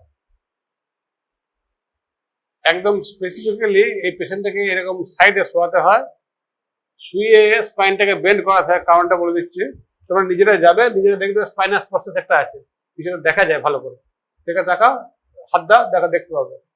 কিন্তু তার উপরে দেখো একটা লিগামেন্ট আছে, পোস্টিরিয়র স্পাইনাল লিগামেন্ট আছে, যার ফলে একদম পুরোপুরি এই জিনিসটা বুঝতে পারবো না। দেখো এইটা বডি আছে, এটা বডি, এই যে পার্টটা পিছন দিকে প্রজেক্ট করে থাকছে সেটা এইটা, ঠিক আছে? এইবারে দেখো আমাদের এইদিকে স্ট্রাকচারটা দেখাও, এইদিকে এরকম থাকে, তাহলে এর মধ্যে অ্যান্টেরিয়র স্পাইনাল লিগামেন্ট একটা আছে, যেটা অ্যান্টেরিয়র স্পাইনালটাকে পুরোটাকে ধরে রাখছে, আর পোস্টেরিয়র স্পাইনাল লিগামেন্ট একটা আছে, যেটা তুমি দেখবে দুটো স্পাইনাল মাঝখানে একটা গ্যাপ পাচ্ছ, সেখানে পোস্টেরিয়র স্পাইনাল লিগামেন্টে লাগিয়ে গেছে। তাহলে আমাকে যদি ঢোকাতে হয় তাহলে এই পোস্টেরিয়র স্পাইনাল লিগামেন্টটাকে প্রেসিং করতে হবে। এবার কেন ওটা ওইভাবে করা হয় বলে দিচ্ছি। দেখো আমরা যখন পেশেন্টটাকে শোয়াচ্ছি এরকম করে, দাঁড়িয়ে তো করানো যাবে না। দাঁড়িয়ে পড়াতে গেলে কারণটা থেকে বসিয়ে করানো যাবে না, তার কারণ থেকে বসিয়ে করাতে গেলে সাধারণত ব্রেনে হয়ে যাবে, প্রেশারটা কমে যাবে, মাথা ঘুরে পড়বে। শোয়াতে হবে, শুয়ে দেখো তুমি যদি এরকম শোয়াও পজিশনটা, তাহলে তুমি নিজেরা বডিটা শুয়ে কিন্তু যদি ফ্রন্টে বেন্ড করে বেন্ড করতে পারবে, যদি বেন্ড করে বডিটা না বেন্ড করতে পারবে। হ্যাঁ কিন্তু বলছি, কিন্তু এই স্পাইনাল যখন মেনিঞ্জাইটিস হয় তখন ওই মেনিঞ্জাসটা ইনফ্লুয়েন্স থাকার জন্য এই মাসেলগুলো অত্যন্ত টট থাকে, শক্ত হয়ে যায়। নেকটা আমরা যেমন ফ্লেক্স করতে পারছি, নেকটা কিন্তু ফ্লেক্স করাই যায় না। মানে তুমি মাথাটা যেই তুলবে মাথাটা এই অবস্থা উঠে পড়বে। নেকটা ফ্লেক্স করে, this is the sign that will allow you to diagnose this is a case of meningitis. তাহলে আমার নেকটা যখন বেন্ড করা যাচ্ছে না, এটা তো আরো টাইট হয়ে থাকবে, এটা বেন্ডই করা যাবে না। কিন্তু তুমি চেষ্টা করবে বেন্ড করার, তার কারণটা হচ্ছে কি দেখো, এই যে স্পেসটা রয়েছে, এই স্পেসটা নর্মালি এরকম আছে, ঠিক আছে? আমাকে ঢোকাতে হবে নিডলটাকে, এই নিডলটাকে ঢোকাতে হবে এইরকম করে, এইটার মধ্যে দিয়ে এই স্পাইনাল ক্যানালটা দিয়ে এখানে ঢুকতে হবে। দেখো এইটাকে ভালো করে দেখাও, এইটা যে এই স্পাইনাল ক্যানালটা কিন্তু এইটার মধ্যে মেনিঞ্জাসটা আছে, তার ভেতরে স্পাইনাল কর্ডটা আছে, এই স্পেসটার মধ্যে ওই সাবার্নাল স্পেসটা আছে, সেইখানে ফ্লুইডটা আছে। তাহলে আমাকে এইখান থেকে পিয়ার্স করতে হবে, ফোরামেনটা দিয়ে এই স্পেসের থ্রু দিয়ে যাবে, গিয়ে ওই জাস্ট স্পাইনাল কর্ডে যাবে। নিডলটার সাইজটা মোটামুটি এরকম থাকে, একটা মোটা নিডল থাকে না, হালকা নিডল নয় একদমই। এবারে এটাকে যখনই তুমি ওকে বলবে পেশেন্টটাকে যতটা পারে একটু বেন্ড করাবে, বেন্ড করলে হবে কি এই স্পেসটা একটু বাড়বে, একটু। যদি 1 সেন্টিমিটার তুমি কোনো বাড়াতে পারো তাহলে এই জায়গাটা তুমি অ্যাক্সেসটা পেলে, কিন্তু পারা খুব ডিফিকাল্ট, পারবে না। পেশেন্টের পেন করো, পেশেন্টকে একটু কোনো কনভিন্স করাবে যাতে কোনোভাবে করা যায়। না করতে পারলে এই অবস্থা থাকলে কিন্তু ফেলিওর হয়ে যাওয়ার চান্স অনেক বেশি আছে। এটা পারপাস হচ্ছে কি একটু ওয়ারিনিং করা, রিলেটিভলি যদি একটু হেলদি পেশেন্ট পাও, প্র্যাকটিসটা তার উপরেই করে ফেলবে। মেনিনগিজম যদি পাও, মানে ঠিক মেনিনজাইটিস না, তখন অতটা স্ট্রিপ পিকচারটা থাকে না। ঠিক আছে, বোঝাতে পারলাম? তাহলে এটা বেসিক্যালি এটা ওয়াইডেনিং করলে, এই ওয়াইডেনিং করলে এই জায়গাটা কিন্তু তোমার ফার্স্ট চান্স আছে যে ফার্স্ট চান্সে তুমি ক্লিক করে দেবে। এবার কি হবে, যখনই তুমি এখানে করলে পাংচারটা, তখন এখানে যেই ঢোকাবে নিডলটা, ভালো করে শোনো, সরি, যখনই নিডলটা ঢোকাবে প্রথমত স্কিনের একটা রেজিস্ট্যান্স হবে। রেজিস্ট্যান্স একটা স্কিনে নর্মালি যেটা আমরা ব্লাড পিক করতে গেলে পাই, কিন্তু এই স্কিনটা ঠিক আছে, দেখবে ব্যাকের স্কিনটা ঠিক থাকে, আর মেলের ঠিক পাবে আরো বেশি। এই ঠিক পাওয়ার পরেই দেখবে এখানে পোস্টিয়ার স্পাইনাল লিগামেন্ট আছে, এটা কিন্তু হার্ড। দেখবে নিডলটা বেশ রীতিমতো তোমাকে একটা জোরে ঢোকাতে হবে, তাছাড়া তুমি পিয়ার্স করতে পারবে না পোস্টিয়ার স্পাইনাল লিগামেন্টে। যেই পোস্টিয়ার স্পাইনাল লিগামেন্টটাকে প্রেস করলে নিডলটা সাডেনলি গিভ অ্যাওয়ে করবে, চট করে ঢুকে যাবে। ওখানে সিভিয়ার কন্ট্রোল করতে হবে। কন্ট্রোল করার পরে এই আস্তে আস্তে তখন দেখবে একটা যেই স্পেসে একটা নিডলটা একটা স্লিপ করে তোমার হাতে রেজিস্ট্যান্সটা চলে গেল, তার মানে ওই পিয়ার্স করেছে ইয়েটাকে, পোস্টিয়ার স্পাইনাল লিগামেন্টটাকে, এটাকে এর ভেতর দিয়ে গেল। এই গেলে তুমি খুব খুব slowly, gradually slow press push করবে, পুশ করতে করতে গিয়ে ফার্স্ট ডুরামেটাকে পিক করবে। ডুরামেটাকে পিক করলেই ব্যাস, একটু গ্র্যাজুয়াল করলেই তখন স্টিলেরটা দিয়ে ওই দিক দিয়ে থাকবে, স্টিলের দিয়ে তুমি মোটামুটি বুঝতে পারে যাবে সামনে একটা স্পেসে আসবে। এবারে ওই নিডলটা দেখাচ্ছি, এই দেখো এরকম এই নিডলটা এইভাবে ঢোকা থাকে, তারপর একটা স্টিলেট লাগানো থাকে, স্টিলেটটা দিয়ে মুখটা ব্লক করা থাকে। স্টিলেটটা যেই খুলবে, এটা স্টিলেটটা যেই খুলবে এখান থেকে, তখন এই ফ্লুইডটা এদিক দিয়ে বেরোতে আরম্ভ করবে। কেন স্টিলেটটা লাগানো থাকে? যদি স্টিলেটটা লাগানো না থাকে তাহলে হাই প্রেসারে হুড়ুর করে সিএসএফ বেরোতে আরম্ভ করবে। তুমি এটা না করা পর্যন্ত প্র্যাকটিক্যালি কোনোদিনই বুঝতে পারবে না, কিছুতেই বুঝতে পারবে না। এটা থিওরিটিক্যালি বলা খুব সোজা, বাট প্র্যাকটিক্যালি করার পরে ওই যে স্পেসটাতে ঢোকাবে, যদি বেশি স্পেসটাতে ঢুকিয়ে দেয়, নীলটা দেখা এখানে এলো, এই স্পেসটাতে এলো, তুমি যদি একটু বেশি হিট করে দাও তাহলে একদম অপোজিট সাইডে এখানে চলে আসবে। তখন তুমি যতই টান না যাই করো, কিছুতেই ফ্লুইড আসবে না, কারণ তুমি এইদিকে সাইডে চলে আসছে, ডুরামেটারে পিক করে দেবে। বোঝাতে পারলাম? So you have to be very cautious. কারণ ফার্স্ট চান্সে যদি করে দাও, মোটামুটি তুমি মোটামুটি you are the hero there. এর পরের পর মোটামুটি চান্স আছে তোমাকেই ডাকা হবে। ঠিক আছে, সুতরাং একদম ফার্স্ট চান্সের অপরচুনিটি মিস করবে না কিছু। তার দরকার বলে একটু দেখবে, আর তোমাকে করতে দেবে না। এই সিএসএফ চট করে বহু রিকোয়েস্ট, দাদা আমাকে একটা কেস করবে, একটা কেস করবে, সিনিয়র যে থাকবে একবার অ্যাটলিস্ট প্র্যাকটিসের জন্য একবার করবে একটা কেস। ঠিক আছে, আর আমাদের ওয়ার্ডে পেশেন্ট প্রচুর গভর্নমেন্ট হাসপাতালে তো প্রচুর পেশেন্ট থেকে পড়ার লোক নেই। ঠিক আছে, এনিওয়ে কেন এটা করা হয়? L3 L4 ভার্টিব্রা দেখো, এই L1 এর লোয়ার বর্ডারে স্পাইনাল কর্ড এসে শেষ হয়ে যায়। তাহলে যদি আমি আপারে যদি করি এর উপরে, হাই চান্স আছে স্পাইনাল কর্ডে আমি ইঞ্জুরি করে দেবো। স্পাইনাল কর্ডে ইঞ্জুরি করলেই আমি অনেকগুলো নার্ভ ড্যামেজ করে বসে থাকবো। তাহলে এই স্পেসের পরে এইটা যদি কোনো কারণে এক্সটেন্ড করে আসতে পারে এই স্পেসটাতে, বরং এই স্পেসটা ছেড়ে দিয়ে L3 L4 একটু নিচে নামাও, কারণ স্পাইনাল কর্ড এখানে অলমোস্ট এন্ড করছে অনেক নিচে, আমি স্পাইনাল ফ্লুইডটা পাবোই পাবো। এই স্পেসটা তুমি ডিটেক্ট করবে কি করে? এই স্পেসটা তুমি ডিটেক্ট করবে কি করে যে এটা L3 L4 এর মধ্যে আছে? এই স্পেসটা কি করে করবে, বার করবে বলো? এই স্পেসটা L3 L4টাকে তুমি নিজে বার করে নিতে পারবে। আজকে যাবে তোমাদের ইয়েতে গিয়ে, বন্ধু বান্ধবী একজন, তোমার একজন তুমি, একজন তুমি তোমারটা করবে। L4 এর মধ্যে L4 যদি শেষ হয়ে যায় তখন ফ্লুইডটা পাবে না গো, চান্সেস আছে। মানে একটা সবকটা লোকের তো ডেভেলপমেন্ট একরকম থাকে না, তো তোমাকে আপারে একটু গ্যাপ রাখতে হবে, লোয়ারে একটু গ্যাপ রাখতে হবে। তুমি ভেবে না যে সবারই স্ট্রাকচারটা, সবারই বডিটা অমিতাভ বচ্চনের মতো হবে, মাধুরী দীক্ষিতের মতো হবে। আমাদের বডিটা কি হয়েছে? না, হয় না। তো একটুখানি তোমাকে মার্জিন রাখতেই হবে। এগুলো গ্র্যাজুয়ালি বলে এগুলো আজকে ক্লাসে কভার করা যাবে না। বুঝাতে পারলাম? হলো? এবার এই স্পেসটা ডিটেক্ট করবে কি করে? L3 L4টা বডিতে কি করে ডিটেক্ট করবে? তুমি নিজে করতে পারো তোমার নিজের স্পেসটা। অত সহজে পারবে না, মোটা তো পারবেই না করতে। কি করে করতে পারো বলো? অ্যানাটমি পড়লে বলতে পারবে। নিজের বডিটা কোনো ডিসকভারি করেছে অ্যানাটমি বই পড়ার সময়? অ্যান্টিরিয়র সুপিরিয়র স্পাইনের বডিটাকে জাস্ট আন্ডারওয়্যার গার্মেন্টটা একটু নিচে নামাবে, সামনে যে বোনের প্রজেকশন দুদিকে পাবে সেটা অ্যান্টিরিয়র সুপিরিয়র স্পাইন। এটা ধরে উপর দিকে আসবে, এর highest point of the iliac crest, একদম টপে যেটা আসছে পুরো টিপে আসবে আস্তে আস্তে। Highest point of iliac crest দুদিকের নাম, এইখানে যদি লাইনটা ড্র করে, এখানে জাস্ট পারপেন্ডিকুলার লাইন ড্র করলে এই স্পেসটা চলে আসবে L3 L4।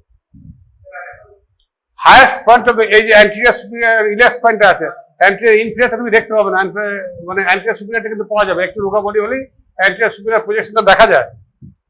এই ক্ষেত্রে দেখবে যে না আজকে গিয়ে দেখতে পাবে, এখনই হাত লাগালে দেখতে পাবে, পরিষ্কার দেখতে পাচ্ছে তো। এইটা ধরে ধরে ওপর দিকে এসো, ধরে ওপরে এলে দেখবে এখানে এই হায়েস্ট পয়েন্ট হবে ইলিয়াক ক্রেস্টটা পাবে। ইলিয়াক বোন ফোন নিয়ে এলে দেখিয়ে দিতে পারতাম পুরো। এই হায়েস্ট পয়েন্ট ইলিয়াক ক্রেস্টটা পেলে এইখানে আগে পয়েন্টটাকে ডিরেক্ট করবে, এটা হায়েস্ট পয়েন্ট। হ্যাঁ, নিয়ে এইখান থেকে ফিক্স করে মোটামুটি লাইনটাকে এখানে ড্র করবে, একটা পারপেন্ডিকুলার লাইন ড্র করবে। পারপেন্ডিকুলার লাইন ড্র করলে যেটা মিট করছে ওইটাই L3L4 এর প্লেস। একদম ওই জায়গায় এদিকে যদি যাও তাহলে পিক করবে, ইয়েতে ভারী বলে ভারী এইদিকে গেলে পিক করবে। সুতরাং খুব জাজমেন্টাল হতে হবে। দিয়ে এই জায়গাটা যখনই ডিটেক্ট করলে, করার পর এই জায়গাটা অ্যানাস্থেটিক ইনজেকশন দেবে, যেই দেবে ওই জায়গাটা ফুলে যাবে, আবার পেস্টটা মিস করবে, হাতে টিপে টিপে টিপে টিপে তুমি দুটো স্পাইনের মাঝখানটাকে যদি ছাড়বে না, ওটাই তোমার লোকেশন। তুমি যদি এদিক ওদিক করে দাও হিট করবে। এবার এক হাতটাকে চিপে ধরে থাকবে, দরকার পড়লে আর একবার অ্যান্টিসেপ্টিক লোশনটা দেবে, তাও ঠিক আছে। একটা হাত দিয়ে একটা নিচের স্পাইনটাকে গার্ড করে নেবে, স্পাইনাস প্রসেসটাকে গার্ড করে নেবে।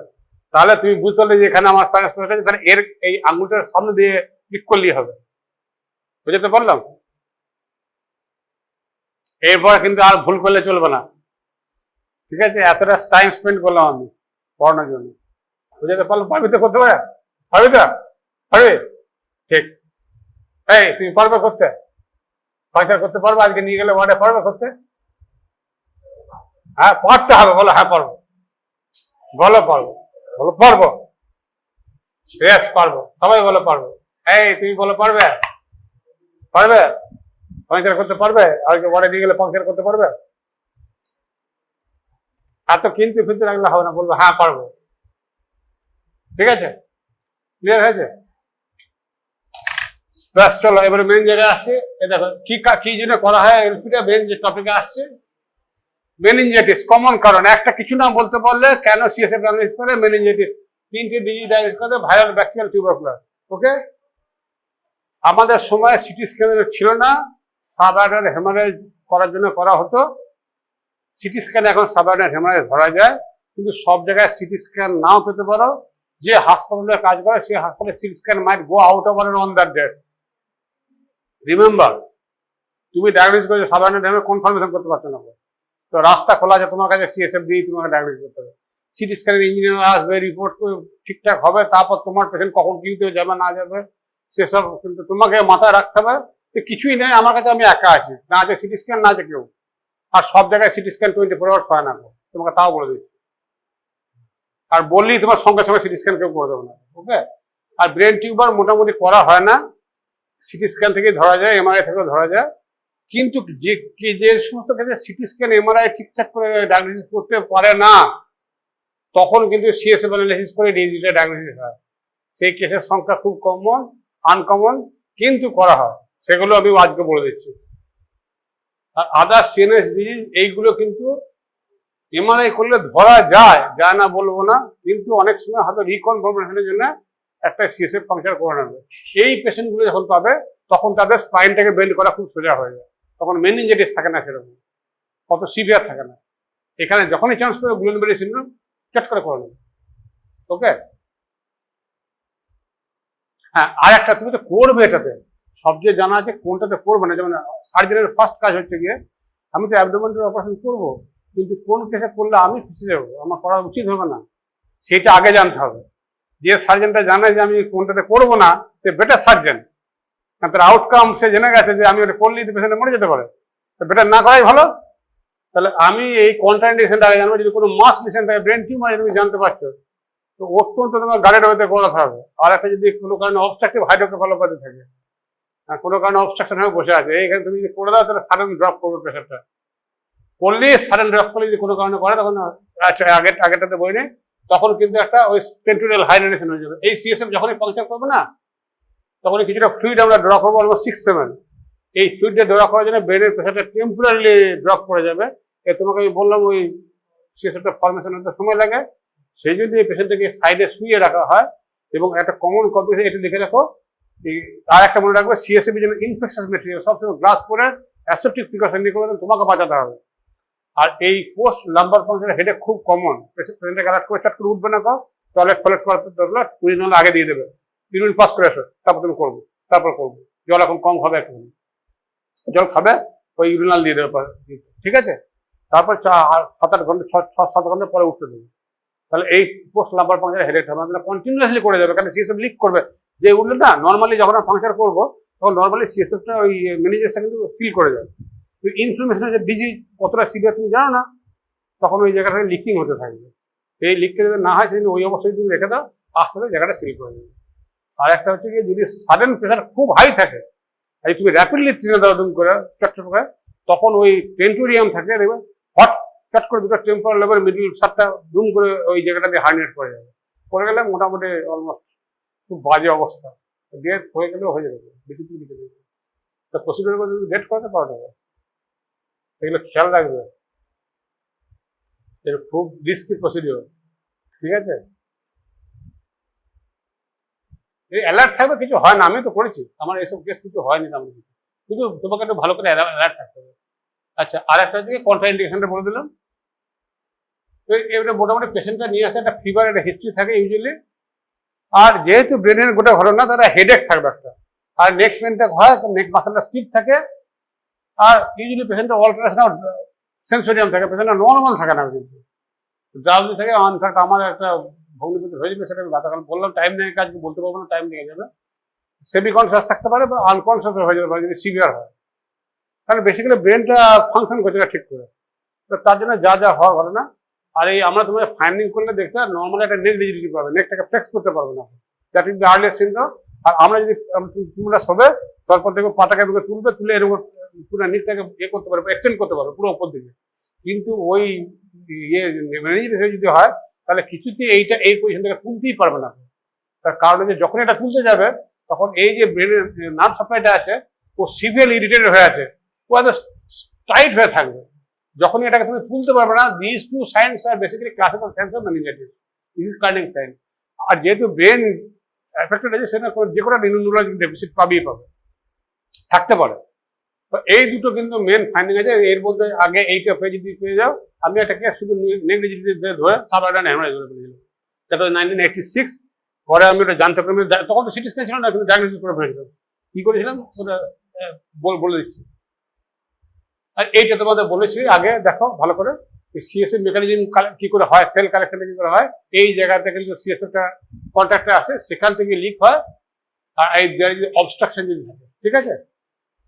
Albumin is the predominant protein, তোমরা লক্ষ্য করেছো, টোটাল প্রোটিনটা থাকে না, গ্লোবুলিন কম থাকে, কিন্তু গ্লোবুলিন বাড়তে পারে যদি কোনো ইমিউনোলজিক্যাল ডিজিজ থাকে, তাহলে গ্লোবুলিন বাড়ে।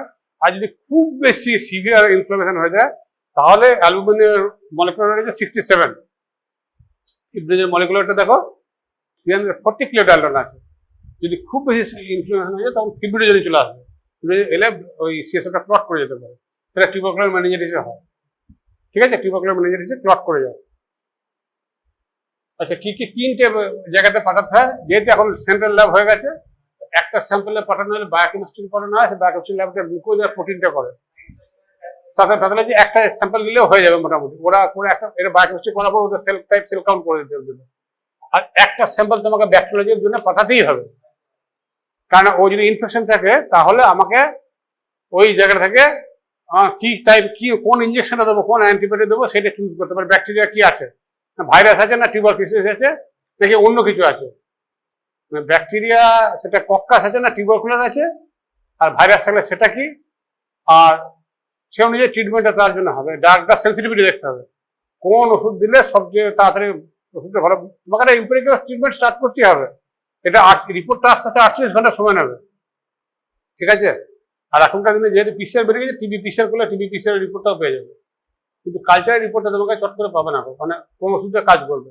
তা 48 ঘন্টা তুমি তার জন্য ওয়েট করতে পারো না, তোমার ওটা ওষুধ দিতে দিয়ে তোমাকে এগোতে হবে, চলে যাও। আচ্ছা, এইটা তোমাদের গ্লুকোজ এস্টিমেশনটা যেটা তোমরা নর্মালি করো, সেই মেথডই করা হয়, জিওডি পিওডি করে গ্লুকোজ এস্টিমেশনটা করা হয়, এটা আমি ডিসকাশন করছি না। আর তোমরা সালফোসালিসিলিক অ্যাসিড দিয়ে করেছো, প্রোটিন করেছো, তো ওটাও সিএসএফ এর মধ্যে যদি প্রোটিন থাকে, সালফোসালিক অ্যাসিড দিলেই হয়ে যায়। এটা খুব স্টেবল প্যারামিটার, এটা আমরা দীর্ঘদিন ধরে করি, এখন আমাদের ল্যাবরেটরিতে 1960 সাল থেকে আজও পর্যন্ত এই মেথডটাই চলছে। আর একটা সিএসএফ প্রোটিন কিট পাওয়া যায়, সে কিট দিয়ে করা হয় না, এটা আমাদের ল্যাবরেটরিতে আজও চলছে 2 বছর, যেটা আমরা এখন দেখেছি খুব স্টেবল থাকে। আর এইটা ছেড়ে দিচ্ছি। আর একটা লেখো তো এই লিস্ট, একটা স্পেশাল টেস্ট করা হয়, এটা আন্ডার গ্রাজুয়েট ল্যাবরেটরিতে আমরা এমসি করাতাম 1988 থেকে 89-এ। এই শুধু লেখো পান্ডিস টেস্ট ফর গ্লোবুলিন। তুমি লেখো শুধু পান্ডিস টেস্ট লিখে রাখো তো, পান্ডিস টেস্ট ফর গ্লোবুলিন। এইটা করা হয় ফেনল দিয়ে করা হয়, শুধু লেখো ফেনল লিখলেই হবে। আর একটা ডিগ্রি অফ অপারেশন দেখা হয়, জাস্ট লাইক ইউর প্রোটিন। এইটা মাল্টিপল স্ক্লেরোসিসে পাওয়া যায়। যদি মাল্টিপল স্ক্লেরোসিস ইমিউনোলজিক্যাল ডিজিজ, তাহলে তার গ্লোবুলিন লেভেলটা আমি কি করে দেখবো? তো ওই পান্ডিস টেস্ট করে করলে মোটামুটি গ্লোবুলিন লেভেলটা ধরা যায়। তোমাকে বললাম না একসময় যে যদি কোনো কারণে এমআরআই ধরতে না পারে ঠিক মতো, তখন এটা করে না। আচ্ছা, এখন যেহেতু এটা অনেক দিনকার পুরোনো টেস্ট, আমাদের 1988, 90 তো তখনই থেকে সেই ম্যানুয়াল এনে দেখাতে পারতাম, এটা এমসে করানো হতো। এখন কিন্তু এর চেয়ে ভালো প্রসিডিউর বেরিয়ে গেছে, সেটাও কিন্তু দেখো। আমরা যেমন মাল্টিপল মাঝে করি না, মানে আমরা প্রোটিনগুলো তো প্রসেস করি, সিমিলারলি একটা অলিগোক্লোনাল ব্যান্ড পাওয়া যাবে। এটা নর্মাল প্লাজমা, দেখো এরকম একটা ব্যান্ড পাবে। আর সিএসএফ প্রোটিনের কনসেন্ট্রেশনটা খুব কম থাকে, যে ব্যান্ডের কালারটা এরকম দেখো, এরকম থাকে। ইমিউনোগ্লোবুলিন আছে কিন্তু কনসেন্ট্রেশন অনেক কম থাকে। কিন্তু যে মুহূর্তে তোমার ওই ইমিউনোলজিগুলো হিসেবে এই খেলে দেখো কনসেন্ট্রেশন অনেক বেড়ে গেছে। তাহলে এইটুকু শুধু লিখে রাখো, oligoclonal bands in CSF is the most sensitive test. এইটা তোমাদের একটা এমসিকিউ থাকতে পারে, not now, maybe in the PG, but this is written in this book. I think at this level you must be aware that first year class is এটা বলে দেওয়া হয়েছিল আমাদের, oligoclonal brands to provide most sensitive test of chronic inflammatory serious disease. তাই যেখানে তোমরা ভালো high সেটআপে যদি কাজ করো, তখন সোজা স্যাম্পলটাকে পাঠাবে ওখানে। তাহলে বলো ওসব পান্ডিস টেস্ট করে লাভ নেই, পুরো ইয়ে করি, আমরা একটা ইলেকট্রোফোরেসিস করে দেখে নিচ্ছি, মোটামুটি শিওর হয়ে যাবে। ওকে, আচ্ছা আরেকটা লেখো এখানে, এই অ্যালবুমিনো সাইটোলজিক্যাল ডিসোসিয়েশন এই টার্মটা লিখে রাখো। এটা এখনো কিন্তু অনেকেই জানে না। মানে নর্মালি আমাদের যদি কোনো কারণে ইনফ্লামেশন হয়, তাহলে প্রোটিনটা যেমন লিক করবে, তার সেলটাও লিক করবে, প্রোটিনটাও লিক করবে। ঠিক আছে, মানে প্রোটিন লিক করছে কিন্তু সেলটা লিক করছে না, তাহলে প্রোটিনের লেভেলটা বেড়ে যাচ্ছে কিন্তু সেল নাই, সেলটা নর্মাল থাকতে পারে বা কম থাকতে পারে, প্রপোর্শনাল ইনক্রিজ হবে না। সেটাকে বলে অ্যালবুমিনো সাইটোলজিক্যাল ডিসোসিয়েশন। এইটা গুলেনবারি সিনড্রোমে পাওয়া যায়, এবং এই জন্যই এই সিএসএফটা করা হয়। গুলেনবারি সিনড্রোমে তোমরা হয়তো এমআরআই করে ঠিক পাচ্ছ না, ক্লিনিক্যাল সাসপিশন হচ্ছে গুলেনবারি কেস পাবে। তুমি পেডিয়াট্রিক ওয়ার্ডে যদি যাও, এবং অ্যাডাল্টেও আমি একটা পেয়েছিলাম গুলেনবারি সিনড্রোম। প্রাথমিক সিচুয়েশন জানতো, একটা বিবাহিত মহিলার হয়েছিল, কিছুদিন বিয়ে হয়েছে, তারপরে গুলেনবারি সিনড্রোমে দুদিকে প্যারালিসিস, দুটো পা, হাজব্যান্ড বাড়ি নিয়ে যেতে চাইছিল। কি প্যাথেটিক কন্ডিশন আমাদের কাটাতে হয়েছে, সেসব পেশেন্ট আমাদের দেখতে হয়েছে। কি করবে, ডিজিজ হয়ে গেছে, কি করবে, দুটো পা আউট, প্যারালিসিস। মানে যখন ওয়ার্ডে যাবে তখন দেখবে মানে কি মিজারেবল কন্ডিশন, পার্টিকুলারলি ডিস্ট্রিক্ট হসপিটালে যাওয়া, নিয়ে যাচ্ছে না বাড়িতে, আর বাড়ির কোনো লোকও আসছে না। It become our responsibility to take care of her. Something you will see in real life. The society is not as good as we think. মা বাবা পাগল, বাস হাসপাতাল রেখে দিয়ে পালিয়ে যাবে। বলো তো, ওটা হাজব্যান্ডে হলে বউ ছেড়ে দিতে পারতো? বিয়ে হয়েছে তখনকার দিনে 1985-86 কথা বলতে আমি নিজে দেখেছি। সে কাঁদতো, আমরা আচ্ছা আমরা আছি, আপনাকে রেখে দেবো, কোনো অসুবিধা নেই, আমরা আছি, প্রতিদিন আসবো, দুবেলা দেখে দেবো। এনিওয়ে, তো এটা ক্যারেক্টারিস্টিক ফাইনাল লিখে রেখে দাও। এবারে মেন জায়গায় আসছে, এইটা তোমরা বলবে এইটা লেখক হবে। Normal appearance of the CSF কিরকম থাকে, একদম just like water, clear, transparent, colourless. তুমি দেখে বুঝতে পারবে না, টেস্ট টিউবে যদি দিই সিএসএফ আর জল, তুমি দেখে বুঝতে পারবে না কিছুতেই, কারণ ওদের প্রোটিন থাকে না, কালারও থাকবে না। তো নর্মালি প্রোটিন কন্টেন্ট যেহেতু লাম্বার থেকে টানছি, লাম্বারে 15 to 45 থাকে, রেঞ্জটা একটা দেখাচ্ছি। 45-এর উপরে কিন্তু গেলেই সেটা অ্যাবনর্মালিটি। আর সেল কাউন্টার লেস দেন 5 থেকে 5-6ও থাকতে পারে, এটা অ্যাভারেজ একটা বলছি, ইন্ডিকেটিভ। আর সেল টাইপ প্রিডমিনেন্টলি লিম্ফোসাইটে থাকে, ওই 5টা সেল, আর তার মধ্যে আর কি দেখবে, পলিমার ফনিকুলার লিম্ফোসাইট কি দেবে, কিন্তু মোটামুটি সবকটাই অলমোস্ট লিম্ফোসাইটে থাকে। এইবারে তুমি ডিজিজটা কিন্তু শুধু সিএসএফ পাংচার করলেই ধরে ফেলবে, শুধু কালারটা দেখে। যদি একটু ডিজিজটা অ্যাডভান্স থাকে, পেশেন্টটা হয়তো 7-10 দিন পরে আসছে, হতেই পারে দিচ্ছে হসপিটালে, তখন যদি দেখা যায় ক্লিয়ার পাচ্ছ বা একটু স্লাইডলি প্রাইভেট আছে, on the spot you diagnose যে কেস অফ ভাইরাল। তোমার আর কিছু করার দরকার নেই। কনফিউশন হতে পারে এই টিউবারকুলারের সাথে, টিউবারকুলারও ক্লাউডে পাওয়া যায়। যদি দেখো যদি হোয়াইটিস আসছে, এটা পুজ তো নিয়ে যেমন অনেক সময় পাস হয়েছে, 5টা একদিন নেবে। একটা যদি কখনো কোনো ঘা হয় বা কারোর করো, একটা নর্মাল ইয়েটা জল নেবে, একটু নুন দিয়ে দেবে জলটার মধ্যে, নিয়ে 5টা ওর মধ্যে দেবে, সেক করবে। সেক করলে দেখবে একটা কালার দেখতে পাবে। ওই নুনটা দিতে বলছি কারণ ওটা প্রোটিনটা সলিউশনের মধ্যে নিয়ে দেবে, তাহলে তুমি একটা কালার দেখতে পাবে। ওই কালারটা কিন্তু যেটা দেখবে ওইটি কিন্তু একদম পাকা ইয়ে কালার, হোয়াইট কালারটা ব্যাকটেরিয়াল মেনিনজাইটিসের কালার। যদি কখনো কারোর পাও, যে এই পুজো ফেলবেন না, আমি আসছে, তার যেখানে পাবে একটু ইয়েতে নিয়ে নেবে, দিয়ে তুমি ওটা ট্রান্সফার করে দেখে নেবে, ঠিক আছে? কিছু করার দরকার নেই, সেই জিনিসটা ধুয়ে ধুয়ে দেবে, তাহলেই দেখা যাবে। আর তো কিছু নয়, দেখা কালারটা দেখার দরকার। একবার দেখলে দ্বিতীয়বার ভুলবে না।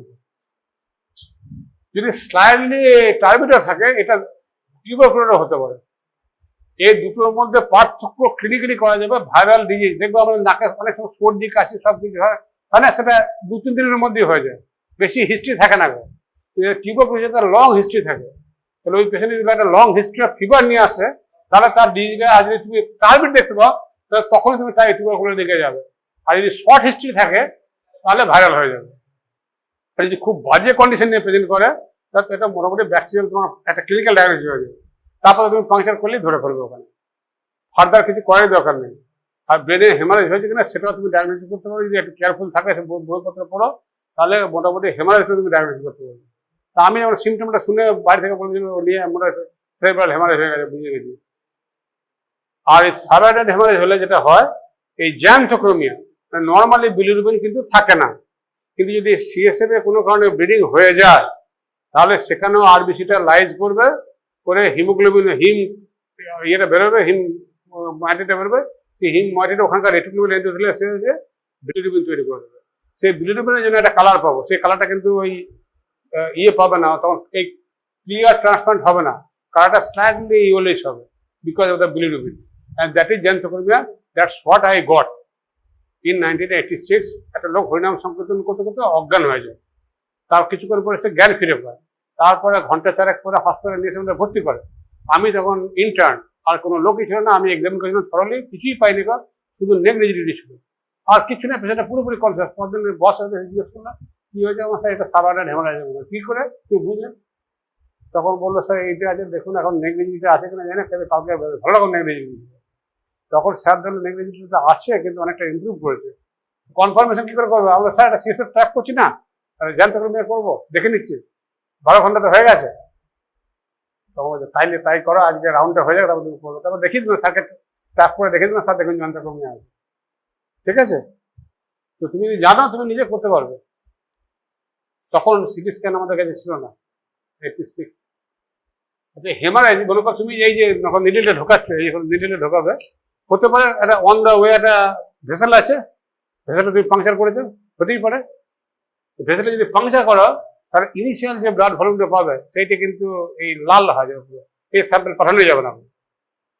যদি তোমার নিজের এই নিডল প্রিকের জন্য হয় মাঝ রাস্তায়, তাহলে এই হেমারেজটা কমে যাবে আস্তে আস্তে। গোটা 3 ভাইল মানে 6 ml মতো ব্লাড যখন চলে আসবে সিএসএফ, তখন তোমার নিডল চলে গেছে রাস্তার মধ্যে দিয়ে, সে ব্লাডটা বেরিয়ে চলে আসছে, তখন তুমি এটা ক্লিয়ার পাবে। কিন্তু এই স্যাম্পলটাদের মধ্যে মাইক্রোস্কোপ করলে কিন্তু মাইক্রোস্কোপ এই আরবিসি পাবেই পাবে। যদি এরকম ঘটনা ঘটে, তাহলে তুমি প্যাথোলজিস্টকে জানিয়ে দেবে ল্যাবরেটরিতে, যেটা হেমারেজিক ট্যাপ ছিল, ট্রমাটিক ট্যাপ ছিল। তাহলে এই আরবিসি রিপোর্ট যেটা দেবে, সেটা কিন্তু তুমি ইগনোর করবে। ওখানে লিখে দেবে হেমারেজিক ট্যাপ, যখন এই স্যাম্পলটা পাঠাবে হেমারেজিক ট্যাপ লিখবে। আর সিএসএফ যে প্রায়োরিটি স্যাম্পল, যখনই সিএসএফ ড্র করবে, ল্যাবরেটরিকে ইনফর্ম করবে যে সিএসএফ যাচ্ছে, ও অন্য টেস্ট বাদ দিয়ে বন্ধ করে দিয়ে আগে সিএসএফ করবে, কারণ এটা পেশেন্টের ডায়ার মেডিকেল ইমার্জেন্সি আছে, ব্রেন ওকে বাঁচাতে হবে, যাবে এই রিপোর্ট তোমাকে কমিউনিকেট করবে। আর শুধু বলে দিলেই হবে না, তোমার যে লোকটা নিয়ে যাচ্ছে সে নিয়ে যায় নাকি স্যাম্পলটা, এটাই হতে পারে। পেশেন্টে সেই লোকটাই নাই, দরকার পড়লে নিজে যাবে ল্যাবরেটরিতে, ইম্পর্টেন্স অনেক পাবে, সঙ্গে সঙ্গে বসবে, সঙ্গে সঙ্গে করে দেবে রিপোর্ট।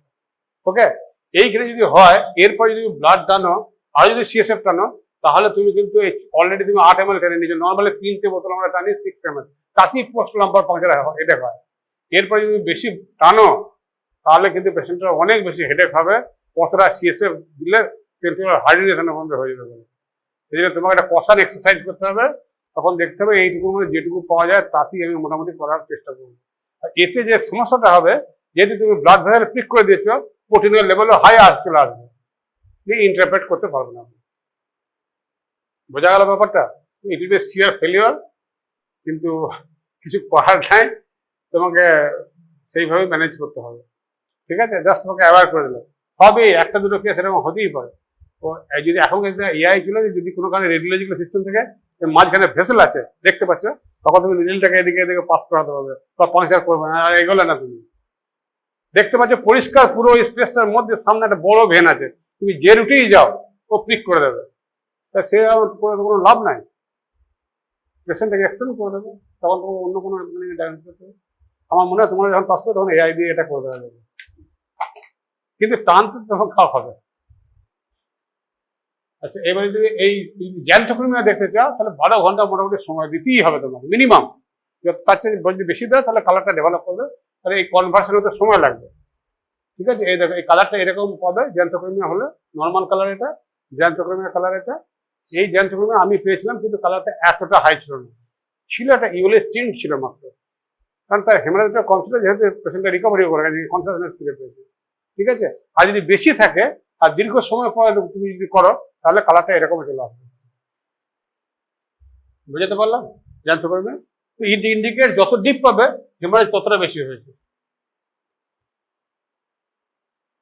আচ্ছা, এবার ভাইরাল মেনিঞ্জাইটিস দিকে দেখো, নর্মাল ক্লিয়ার থাকে, দেখাচ্ছে আগেটা দেখলাম এত ক্লিয়ার থাকে, দেখতে পাচ্ছি এটা ক্লিয়ার থাকে, দেখতে পাচ্ছি তো অলমোস্ট এটা ক্লিয়ার থাকে, অলমোস্ট ক্লিয়ার, অলমোস্ট এই কালারটা দেখছো। এবার দেখো এই যখন ভাইরাল পাবে না, তখন এই যে আমরা নাকে যখন একটা জিনিস করবো, তো সবাই আমরা কম বেশি সর্দিতে ভুগি, ওই সর্দিতে যখন ভুগবে ওই জিনিসটা তুমি একটা পেটের মধ্যে নেবে, তাহলে 2-4টা ছোট টেস্ট টিউব কিনে নেবে, নিয়ে ওই নাকের জলটা ধরবে, ধরে ওই টেস্ট টিউবের মধ্যে ঢালবে, ঢেলে অ্যাপিয়ারেন্সটা দেখবে কিরকম লাগছে, একদম টপ টপ করে যখন নাকে জল পড়বে তখন ওটা ধরে নেবে, ওইটা কালারটা দেখতে পাবে টার্বিট কিরকম দেখতে লাগে।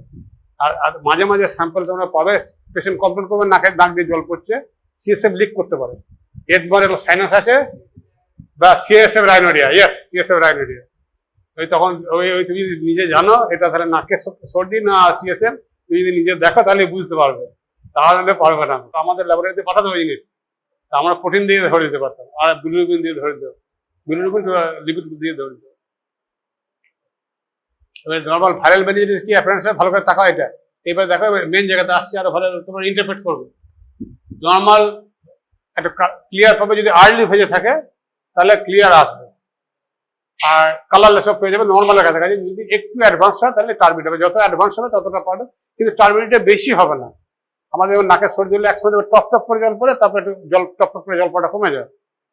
আর এর যে অ্যাকুট হিস্ট্রি থাকে একটা, কেন এটাতে লিক করে প্রোটিনটা, তার কারণ হচ্ছে আমরা নর্মাল আমাদের সর্দি বেরোয় না, আমাদের নর্মাল একটা সিক্রেশন হচ্ছে, কিন্তু সেই সিক্রেশনটা সাফিসিয়েন্ট নয় যে নাক দিয়ে জল পড়ার মতো। এই যে আমার নাক দিয়ে এখন জল পড়তে কোনো কারণে অ্যালার্জি হয়েছে, যার ফলে আমার ভাস্কুলার পারমিডিটি বেড়ে গেছে, এই যে ভাস্কুলার পারমিডিটি বেড়ে গেছে, যার জন্যই আমাদের এই সিক্রেশন হচ্ছে, এই সিক্রেশনের মধ্যে প্রোটিন আছে। সেম ঘটনাটা ইনফ্লামেশন, আইটিস মানে ইনফ্লামেশন, ইনফ্লামেশন মানে ওখানে পারমিডিটি বেড়ে গেছে, পারমিডিটি বাড়লেই তোমার ওই একটা এক্সট্রা জিনিস বেরিয়ে আসবে, লিক করবে ওখান থেকে, তাহলে এই প্রোটিনের লেভেলটা স্লাইডলি ইনক্রিজ করবে, তাহলে খুব সিভিয়ার ইনফেকশন হয় না। সেই জন্য এই লেভেলটা 45-এর উপরে থাকবেই থাকবে।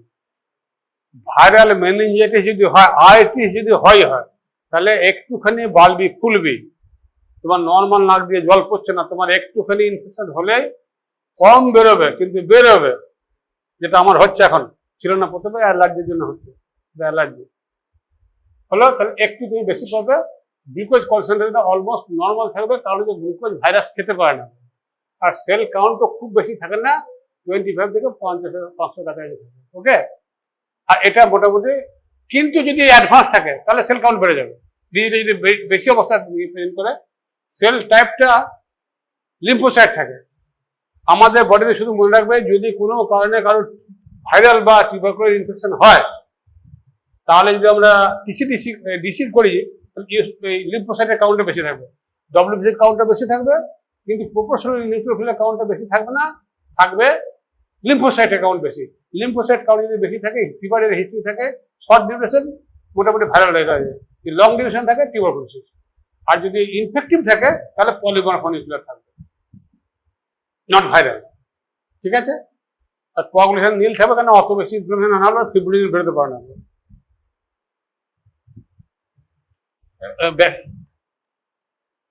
ভাইরাল মেনিনজাইটিস, ব্যাকটেরিয়াল মেনিনজাইটিসটা যদি হয় তাহলে কালারটা দেখো একদম পুরো এই যে তোমাদের বললাম একটা নেবে, ওই পাস নেবে, নিয়ে দেখবে, পাস নিয়ে করলে এরকম কালারটা আসবে। যখন তুমি ট্যাপ করবে এই কালারটা দেখতে হবে, আর কিছু পরে দরকার নেই, ডায়াগনোসিস কভার এরকম আসতে পারে, অনেক সেটা সিভিয়ার আছে। আর যদি খুব বেশি সিভিয়ার হয়ে যায় তাহলে ব্লাড ভেসেলটাকে রাপচার করবে, ক্যাপিলারিগুলোকে রাপচার করবে, তখন দেখবে একটু এইরকম টাইপের সলিউশন ব্লাডে চলে আসবে। এরকম যদি স্যাম্পল পাও পাঁচ সময়, কন্ডিশন খুবই খারাপ থাকবে, তো সেটাকে বলে দেবে। তুমি জানবে ওই মেনিনজাইটিস লেয়ার চিটিয়ে যাবে, কিছু না কিছু নার্ভ ওর ড্যামেজ হবে, রিকভারি হতে পেশেন্টটা করে যাবে, কিন্তু নিউরোলজিক্যাল ড্যামেজ কিন্তু হবেই হবে। এরকম যদি ফেজে থাকে, এর চেয়ে যদি আর্লি ফেজে থাকে, অল্প ক্লাইন্ট থাকে, তা মোটামুটি আউটকাম মোটামুটি অলমোস্ট ঠিকঠাক হয়ে যাবে। এগুলো কিন্তু বাজে কেস, এটা একদম যাতা ব্লাড ভেসেল বা একদম ক্যাপিলারি রাপচার হয়ে যাবে। পাস তো রয়েছে, পাস ঠিক পাস রয়েছে, পুরোপুরি ঠিক পাসই বেসিক্যালি এটা। এইটা কিন্তু চট করে আসতেও চাইবে না, দেখবে নিডিলে মুখটা ব্লক করে দেবে, তখন তোমাকে বারবার ওই প্রোবটাকে ঢোকাতে হবে, ঢুকিয়ে বার করতে হবে, এত ঠিক জিনিস বেরো আসতে চাইবে না। একটা নেগেটিভ এই মোটামুটি ব্যাকটেরিয়াল মেনিনজাইটিস ফাইটিংটা দেখো, তাহলে আমাদের অ্যাপিয়ারেন্সটা দেখবো কি টার্বিড দেখতে পাবো, প্রোপালেশন দেখতে পাবো। আর কি হবে, প্রোটিনের কন্ডিশনটা অনেকটা বেড়ে যাবে, 45 হচ্ছে অনেক বেশি বাড়বে, কারণ লিকিংটা অনেক বেশি হয়েছে। আর এই গ্লুকোজটা অনেকটা কমে যাবে, কেন? দুটো কারণের জন্য। একটা ব্যাকটেরিয়াগুলো খাবে, ওর সাথে পলিমরফোনিকুলার লিউকোসাইট আছে, তারাও ব্যাকটেরিয়াটাকে মারার চেষ্টা করবে। In that process they will also require glucose for their own metabolism. আর আমার কাছে ওইটুকু টেস্ট টিউবের মধ্যে আছে, আমরা আমাদের গ্লুকোজ লিমিটেড আছে, সিএসএফ যেটুকু ছিল সেইটুকু গ্লুকোজ দুজনে মিলে খাবে, ব্যাকটেরিয়া খাবে আর এই লিউকোসাইটগুলো খাবে। তো তার ফলে গ্লুকোজের লেভেলটা খুব বেশি ড্রপ করে যাবে, যে কারণে তাড়াতাড়ি করতে বলছি। যদি তাড়াতাড়ি না করে তাহলে গ্লুকোজটা অলমোস্ট জিরো হয়ে যেতে পারে। ঠিক আছে? সেই জন্য দেখো এইটা লেস দেন 40 পাবেই পাবে, ইভেন টু জিরো যদি অনেকক্ষণ থাকে, যদি ব্যাকটেরিয়া খুব বেশি থাকে, যদি মানে ওই পাস করে ঠিক পাস যদি পেয়ে যাও, তার মানে তোমার ওই গ্লুকোজ সব খেয়ে নিয়েছে, আর কিছু নাই। আর সে পেশেন্টও খুব বাজে কন্ডিশনে থাকবে, সেল কাউন্ট মার্কেটলি ইনক্রিজ থাকবে। 5000 তো আমি দেখেছি 7000, 8000, 10,000 হয়ে যেতে পারে। আর 80% তো 7% কাছে নিউট্রোফিল পাওয়া যাবে। আর নিউট্রোফিল হলমার্ক, এই পলিমরফোনিকুলার লিউকোসাইট একদম পাক্কা নিউট্রোফিল পাবেই পাবে ওখানে। তো পাস যখন দেখবে, আর কোয়াগুলেশন হতে পারে যদি খুব বেশি ড্যামেজ হয়ে যায়, তবে ফিব্রিলিন লিক করবে, তবে স্ট্যান্ডিং করলে কোয়াগুলেশন পেতে পারে। আর সিএসএফ গ্লুকোজ রেশিও তো নর্মাল সেরাম গ্লুকোজটা আমি মোটামুটি বললাম 50-60% কাছে থাকে, ইউজুয়ালি লেস দেন 0.6 পাবে। যদি লেস দেন 0.4 হয়ে যায় কোনো কারণে, তা মোটামুটি ওটা ব্যাকটেরিয়াল মেনিনজাইটিস বটেই বলে। ঠিক আছে? আর এই ইকুইলিব্রেশন টাইমটা বললাম এই কারণে বলছি, যদি এই যে ফিগারটা দেখা যায় 10, এই যে 40, যদি পেশেন্টটা ডায়াবেটিক থাকে, তাহলে এইটা 40 থাকবে না, 140 থাকতে পারে, 240 থাকতে পারে, 200 থাকতে পারে। তার ব্লাড সুগারটাই 400 হয়ে বসে আছে। বোঝাতে পারলাম? ইম্পর্টেন্সটা বুঝলে? যদি তোমার ব্যাকগ্রাউন্ড নলেজটা থাকে তাহলে তুমি ইন্টারপ্রেট করতে পারবে। তাহলে গ্লুকোজ লেভেলটা হাই থাকলে তুমি মিস ইন্টারপ্রেট করবে না, আরে ওর ব্লাড ডায়াবেটিক পেশেন্ট আছে বললেই হবে। ওর ব্লাড সুগার ছিল 2 ঘন্টা আগে 400-র কাছাকাছি। টিউবারকুলার মেনিনজাইটিস যেহেতু সিভিয়ার ইনফেকশন থাকে, তখন আমাদের সময় এখন তো টিবি পিসিআর করে ফেলবে, এখন এটা দরকারই পড়ে না। আমাদের সময় একটা স্যাম্পল এক্সট্রা আরো টানতাম, রেখে দিতাম ওয়ার্ডের মধ্যে। পরের দিন সকালে এসে দেখতাম যে কগুলো পড়ে গেলে মানে মাকড়সায় ঝুলের মতো লাগতো, একটা জিনিস ঠিক জিনিস সেটা পড়ে থাকতো, সেটা আস্তে করে আমরা নেড়িয়ে দিয়ে তুলতাম, তুলে দেখতাম যেটা ওই কগুলো আছে কিনা, তাহলে ওটা মোটামুটি টিউবারকুলোসিস ডায়াবেটিস কনফার্ম হয়েছে। তখন কোথায় করবো, কোথায় ল্যাবরেটরিতে যাবে কে, আর কবে রিপোর্ট পাবো, ওই দিয়ে আমাদের ট্রিটমেন্ট স্টার্ট হবে। বোঝাতে গেলাম? এই টিউবারকুলার মেনিনজাইটিস কি হবে, এটাও কিন্তু ক্লিয়ার পাবে বা অপারেশন পাবে। প্রোটিন কিন্তু মার্কলি ইনক্রিজ করবে, ওইটুকু ভাইরালের মধ্যে করবে না, অনেক বেশি করবে। 15 করবে। আমি একটা কেস পেয়েছিলাম 5,000 পেয়েছিলাম, 300, 400, 500 এরকম রেঞ্জে পাবে। আমি হায়েস্ট পেয়েছি 5,000। আর 5,000 পাওয়া মানে ডায়াগনস্টিক আর কিছু দরকার নেই, সেকেন্ড টিউবারকুলার এবং নিয়ে গিয়ে ডায়াগনস্টিক। এটা লো থাকে অ্যাকচুয়ালি, কারণ হচ্ছে গিয়ে টিউবারকুলাস ব্যাসিলাসটা অতটা খায় না, গ্লুকোজ খায় না তো। আর লিম্ফোসাইটের কাউন্টটাও মোটামুটি খুব বেশি বাড়ে না, 500 থাকে, এবং এটা মোটামুটি লিম্ফোসাইটই থাকে। লিম্ফোসাইট হলে দুটো ঘটনা ঘটতে পারে, একটা হচ্ছে ভাইরাল, একটা হচ্ছে টিউবারকুলার। একটা হিস্ট্রি দিয়ে ম্যানেজ করে ফেলবে, আর একটা অ্যাক্টিভ দিয়ে। আর কবে কখনো হয় না আমি এটা এখন দেখাচ্ছি না, কিন্তু বলে দিলাম। এইটা নর্মালি 3টে ডিফারেন্স এটা মোটামুটি করে রেখেছি আমি, এর বাইরে কিছু নাই। মোটামুটি খুব সিম্পল ওয়েতে ওই যেগুলো তোমার দেখালাম সেগুলি ফর্মে লেখা আছে, টেবুলার ফর্মে। এইবারে তোমরা একটা বলো এই কেসটা কি ডায়াগনোসিস, এটা সিএসএফ করেছে। এবার তুমি মোটামুটি বলতে পারো, যে শুনে থাকো তাহলে বলতে পারবে। সবাইকে এটা বলবো, বলে ছাড়াবো। বলো, চেষ্টা করো, দেখো বলতে পারবে। এবং শুধু আমি বলছি বায়োকেমিস্ট্রির যদি রিপোর্ট দুটো দেখো তাহলেই ডায়াগনোসিস করে দেবো, আর কিছু করার দরকার নেই। একদম নির্ভুল বলতে হবে কিন্তু। ভাইরাল, ভাইরাল বলে, ঠিক আছে, ভাইরাল বলেছো। তোমার কি বক্তব্য?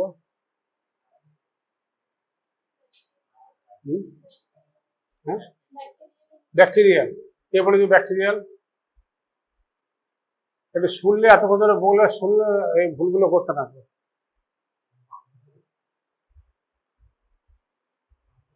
হ্যাঁ, ফাঙ্গাল, ফাঙ্গালের কথা অ্যাকচুয়ালি আমি বলিও না একদম। একদম ফাঙ্গালটা খুবই আনকমন। ফাঙ্গাল হলে তার প্রগনোসিস আরো খুবই খারাপ। ফাঙ্গাল নর্মালি হয় না, ইমিউনো কম্প্রোমাইজ একটা পেশেন্ট থাকে, ইমিউনিটি কমে যায়, ব্যাস একটাই তো পড়ে থাকে বাকি। তাহলে টিউবারকুলার কেন টিউবারকুলার বলছি বলে এবার নিজেরই বলতে পারবো। দেখো, আর তুমি প্রথম অ্যাপিয়ারেন্সটা দেখো, অ্যাপিয়ারেন্স এই অ্যাপিয়ারেন্স ফার্স্ট কোশ্চেনের দিকে এই অ্যাপিয়ারেন্স ক্লাউডে আছে, তাহলে আইদার হবে গিয়ে ব্যাকটেরিয়াল হবে, নাহলে ভাইরাল হবে। ঠিক আছে, এবারে এরা দেখো গ্লুকোজটা দিয়ে ধরতে পারবো না, কারণ গ্লুকোজে অলমোস্ট খুব বেশি লেভেল চেঞ্জ করে না। প্রোটিনের লেভেলটা দেখো, তাকাও। আমি ইচ্ছা করে এতটা বেশি দেখিয়েছি। টিপিক্যাল টিউবারকুলার এত হাই ভাইরালে কিছুতেই হবে না। আমি এতটা দেখিয়েছি, কিন্তু এতটা পাবে না, 300-400 কাছাকাছি থাকবে। ঠিক আছে, সেল টাইপটা দেখো, সেল কাউন্টটা দেখো, খুব বেশি বাড়ায়নি। সেল টাইপটা দেখো, লিম্ফোসাইট আছে। বুঝতে পারলাম? ব্যাকটেরিয়া হলে পলিমর্ফ হবে, আর ব্যাকটেরিয়া হলে গ্লুকোজ লেভেলটা এরকম থাকতে পারে, কিন্তু এইগুলো হচ্ছে কমও পড়তে পারে। এরকম থাকতে পারে যদি আর্লি ফেজে থাকে, যদি বেশি এরকম থাকতে পারে। টিউবারকুলার শুধু প্রোটিন দিয়ে হয়ে যাবে, প্রোটিনটা রীতিমতো বেশি থাকে, 100-র উপরে থাকবে ইউজুয়ালি। কারণ এটা ক্রনিক ইনফেকশন, মনে রাখবে। তো দীর্ঘদিন ধরে ঘটনাটা ঘটেছে, এটা অ্যাকিউট নয়। তো সেখানে ফিব্রিলেশন পর্যন্ত বেরোয়, অর্থাৎ অনেকটা প্রবাবিলিটি বেড়ে যায়। বুঝতে পারলাম? প্রোটিন লিখেছে, অ্যালবুমিনটা কিন্তু লিখি নাই। তাহলে শুধু অ্যালবুমিন নয়, তার সাথে কিছু লো মলিকুলার অন্যান্য molecular more than higher than albumin, সেটাও বেরিয়েছে। ঠিক আছে, অ্যালবুমিনও করা যেতে পারে। এইটা বলো।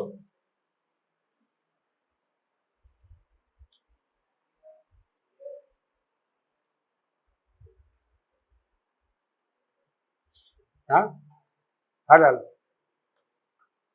আগেরটা বুঝতে পারছি ডিফারেন্সটা।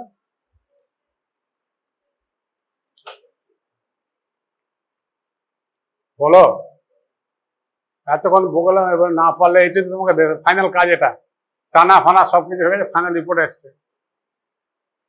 তুমি যদি নিজে ভালো করে জানো, তোমার বস নাও জানতে পারে।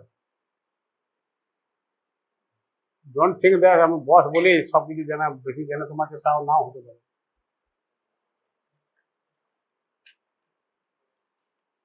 কি হবে বলো, বলো বলো বলো, সবাই মিলে বলো, বল রে, বলো বলো বলো বলো, বলতে চেষ্টা করো, বলো এটা কি হবে। এরা যে যাই হোক একটা চেষ্টা করছে, বলছে, কথাটা ঠিক হবে না। বলো, রিপোর্টের ইন্টারপ্রেট এত সুন্দর আমি পড়ালাম, কি হবে বলো?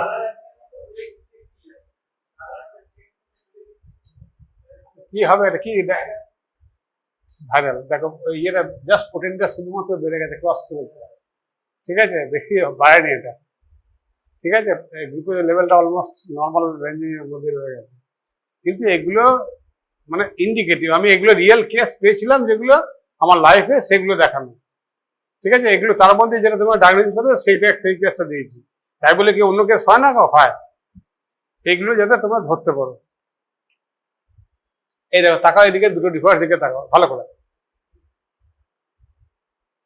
খুব ভালো করে দেখো। কালারটা ওটা ক্লাউডে যেটা ক্লিয়ার ছিল, ক্লাউডে ওটাতেও হতে পারতো যদি একটা অ্যাডভান্স হতো, তাহলে প্রোটিনটা একটু বাড়তো, কিন্তু এর প্রোটিনটা দেখো কতটা বেড়েছে, ঠিক আছে। আমি এটা কিন্তু জাস্ট বোঝার জন্য দিলাম, ঠিক আছে। দুটোতেই দেখো লিম্ফোসাইট বেড়ে বসে আছে, কিন্তু ওই লিম্ফোসাইটের কাউন্টার দিকে একটুখানি যদি বেশি রিপোর্ট দেখো তাহলে মোটামুটি ধরে ফেলবে। সেই জন্যই বলছি প্রতিদিন ল্যাবরেটরিতে যাবে, প্রতিদিন ল্যাবরেটরিতে যাবে, গেলে প্রতিদিন গেলে দুটো একটা কেস দেখতেই থাকবে। তোমার লাইফ সামনে কতটা পড়ে আছে তুমি ভাবো। যদি একটা দুটো উইকলি যদি দুটো কেসও দেখতে পাও, সেটা কম বড় এক্সপিরিয়েন্স হবে না, সেটা একটা ডায়েরি করবে, মেনটেন করবে, লিখে রাখবে। এগুলো আজকে আমার কাছে ছিল বলে আমি দেখাতে পারলাম, এগুলো আমার নিজের কাছে করা ছিল। এইটা কি আছে?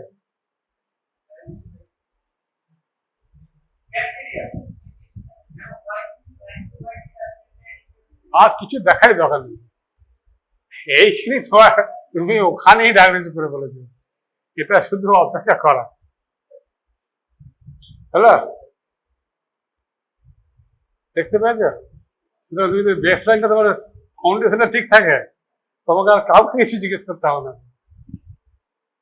And at least you will be able to remember that this was not in the first year class itself.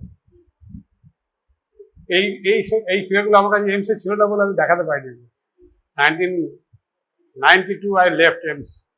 At that time I did not have so many figures, but in last 31 years at our service life I got several reports. দেখতে পাচ্ছি এখানে sell কাউন্টে দেখো অনেক বেশি, sell টাইপে দেখো neutrophil আছে, গ্লুকোজটা কমে গেছে 10। তো এই তুমি যে একটু অ্যালাউ করো, আরো 8 ঘন্টা পরে করো, এই ফিগারটা ড্রপ করে 5 নাহলে 2 নাহলে 3 নামবে, আরো 1 ঘন্টা পর করলো 0। এবার ল্যাবরেটরি 0 কিছুতেই দেবে না গো, ল্যাবরেটরি দিতে চাইবে না গো, ও হলে একটু 3, 4, 5 করে ছেড়ে দেবে।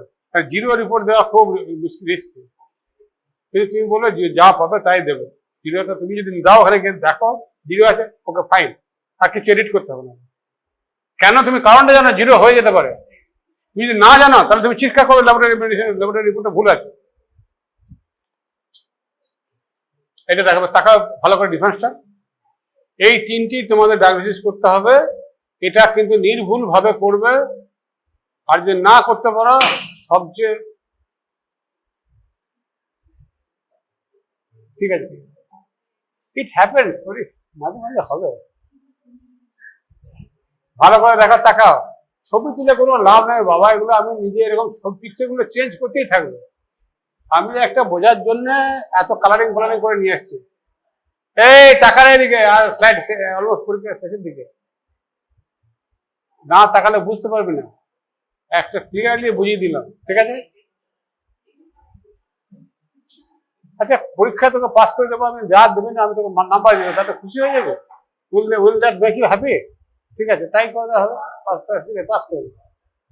পাস তো তোকে না, ঠিক আছে, ক্যামেরার সামনে তো বলতে পারবো না, আমরা কি চেষ্টা করি না?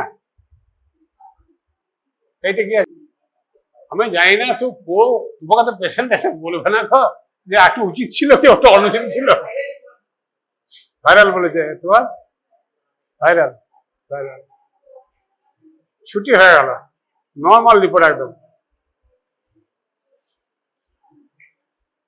সুতরাং মাঝে মাঝে এই কেসটি পাবে, অত কষ্ট করে পাংচার করার পরে পার্টিকুলার যদি বাচ্চার করা 2-3 বার ফোটাও, আর তারপরে যদি এই রিপোর্টটা পাওয়া যায় যে আপনার রিপোর্টটা নর্মাল, বন্ধ করে দেখো, display is my qualification, because 2 things happened at Durgapur. The moment I displayed my qualification, the board was, broken and thrown into the toilet and where people passed in it.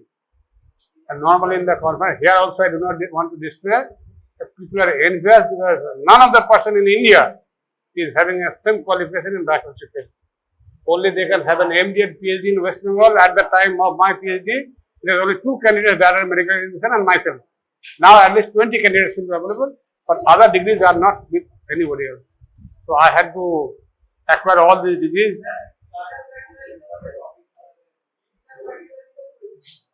Okay? না এটা certificate করছিল health family welfare management. এই মানে আমাকে তো একটা hospital চালাতে হয়েছে, তো হসপিটাল ম্যানেজমেন্ট যদি খুব ভালো করে জানি, এটা national institute of health family welfare যেটা গভর্নমেন্ট অফ ইন্ডিয়া পলিসি করে, ওদের কাছ থেকে করেছিল। তো আমার কাছে ফাইল এলে মুহূর্তের মধ্যে ধরে দিই ফাইলটার মধ্যে কি মিস্টেক আছে, কে কি কোথায় গড়বড় করছে। আর তার জন্য আমাকে এটা পড়তে হয়েছে, পড়ে পরীক্ষা পাস করতে হয়েছে। তো চরম শক্ত পরীক্ষা হয়। ওই যতগুলো পরীক্ষা দিয়েছি সব এই পরীক্ষাটা একদম পুরো এমআরসিপি স্টাইলের পরীক্ষা হয়েছে, ভেলোরের পরীক্ষাটা। আমি দেখলাম যে এমআরসিপি তো করতে গেলে বিলে দিতে হবে, আবার কে আর যায় এখানে ইন্ডিয়াতে বসে করা যাবে কিনা। তখন খোঁজ খবর নিয়ে দেখলাম ভেলোরের পরীক্ষা করে একটা। হ্যাঁ কি হ্যাঁ পার্ট 1 দিতে তো আমাদের সময় তো ছিল না। আর এমআরসিপি করার কোনো প্ল্যানও ছিল না। তো আমি তো বেসিক্যালি বায়োকেমিস্ট্রি হিসেবে পরিচিত হতে চাই। তো I have acquired first this 2 degree, main degree, and then this one, postdoctoral fellowship. Anyway, all the best. পড়ো।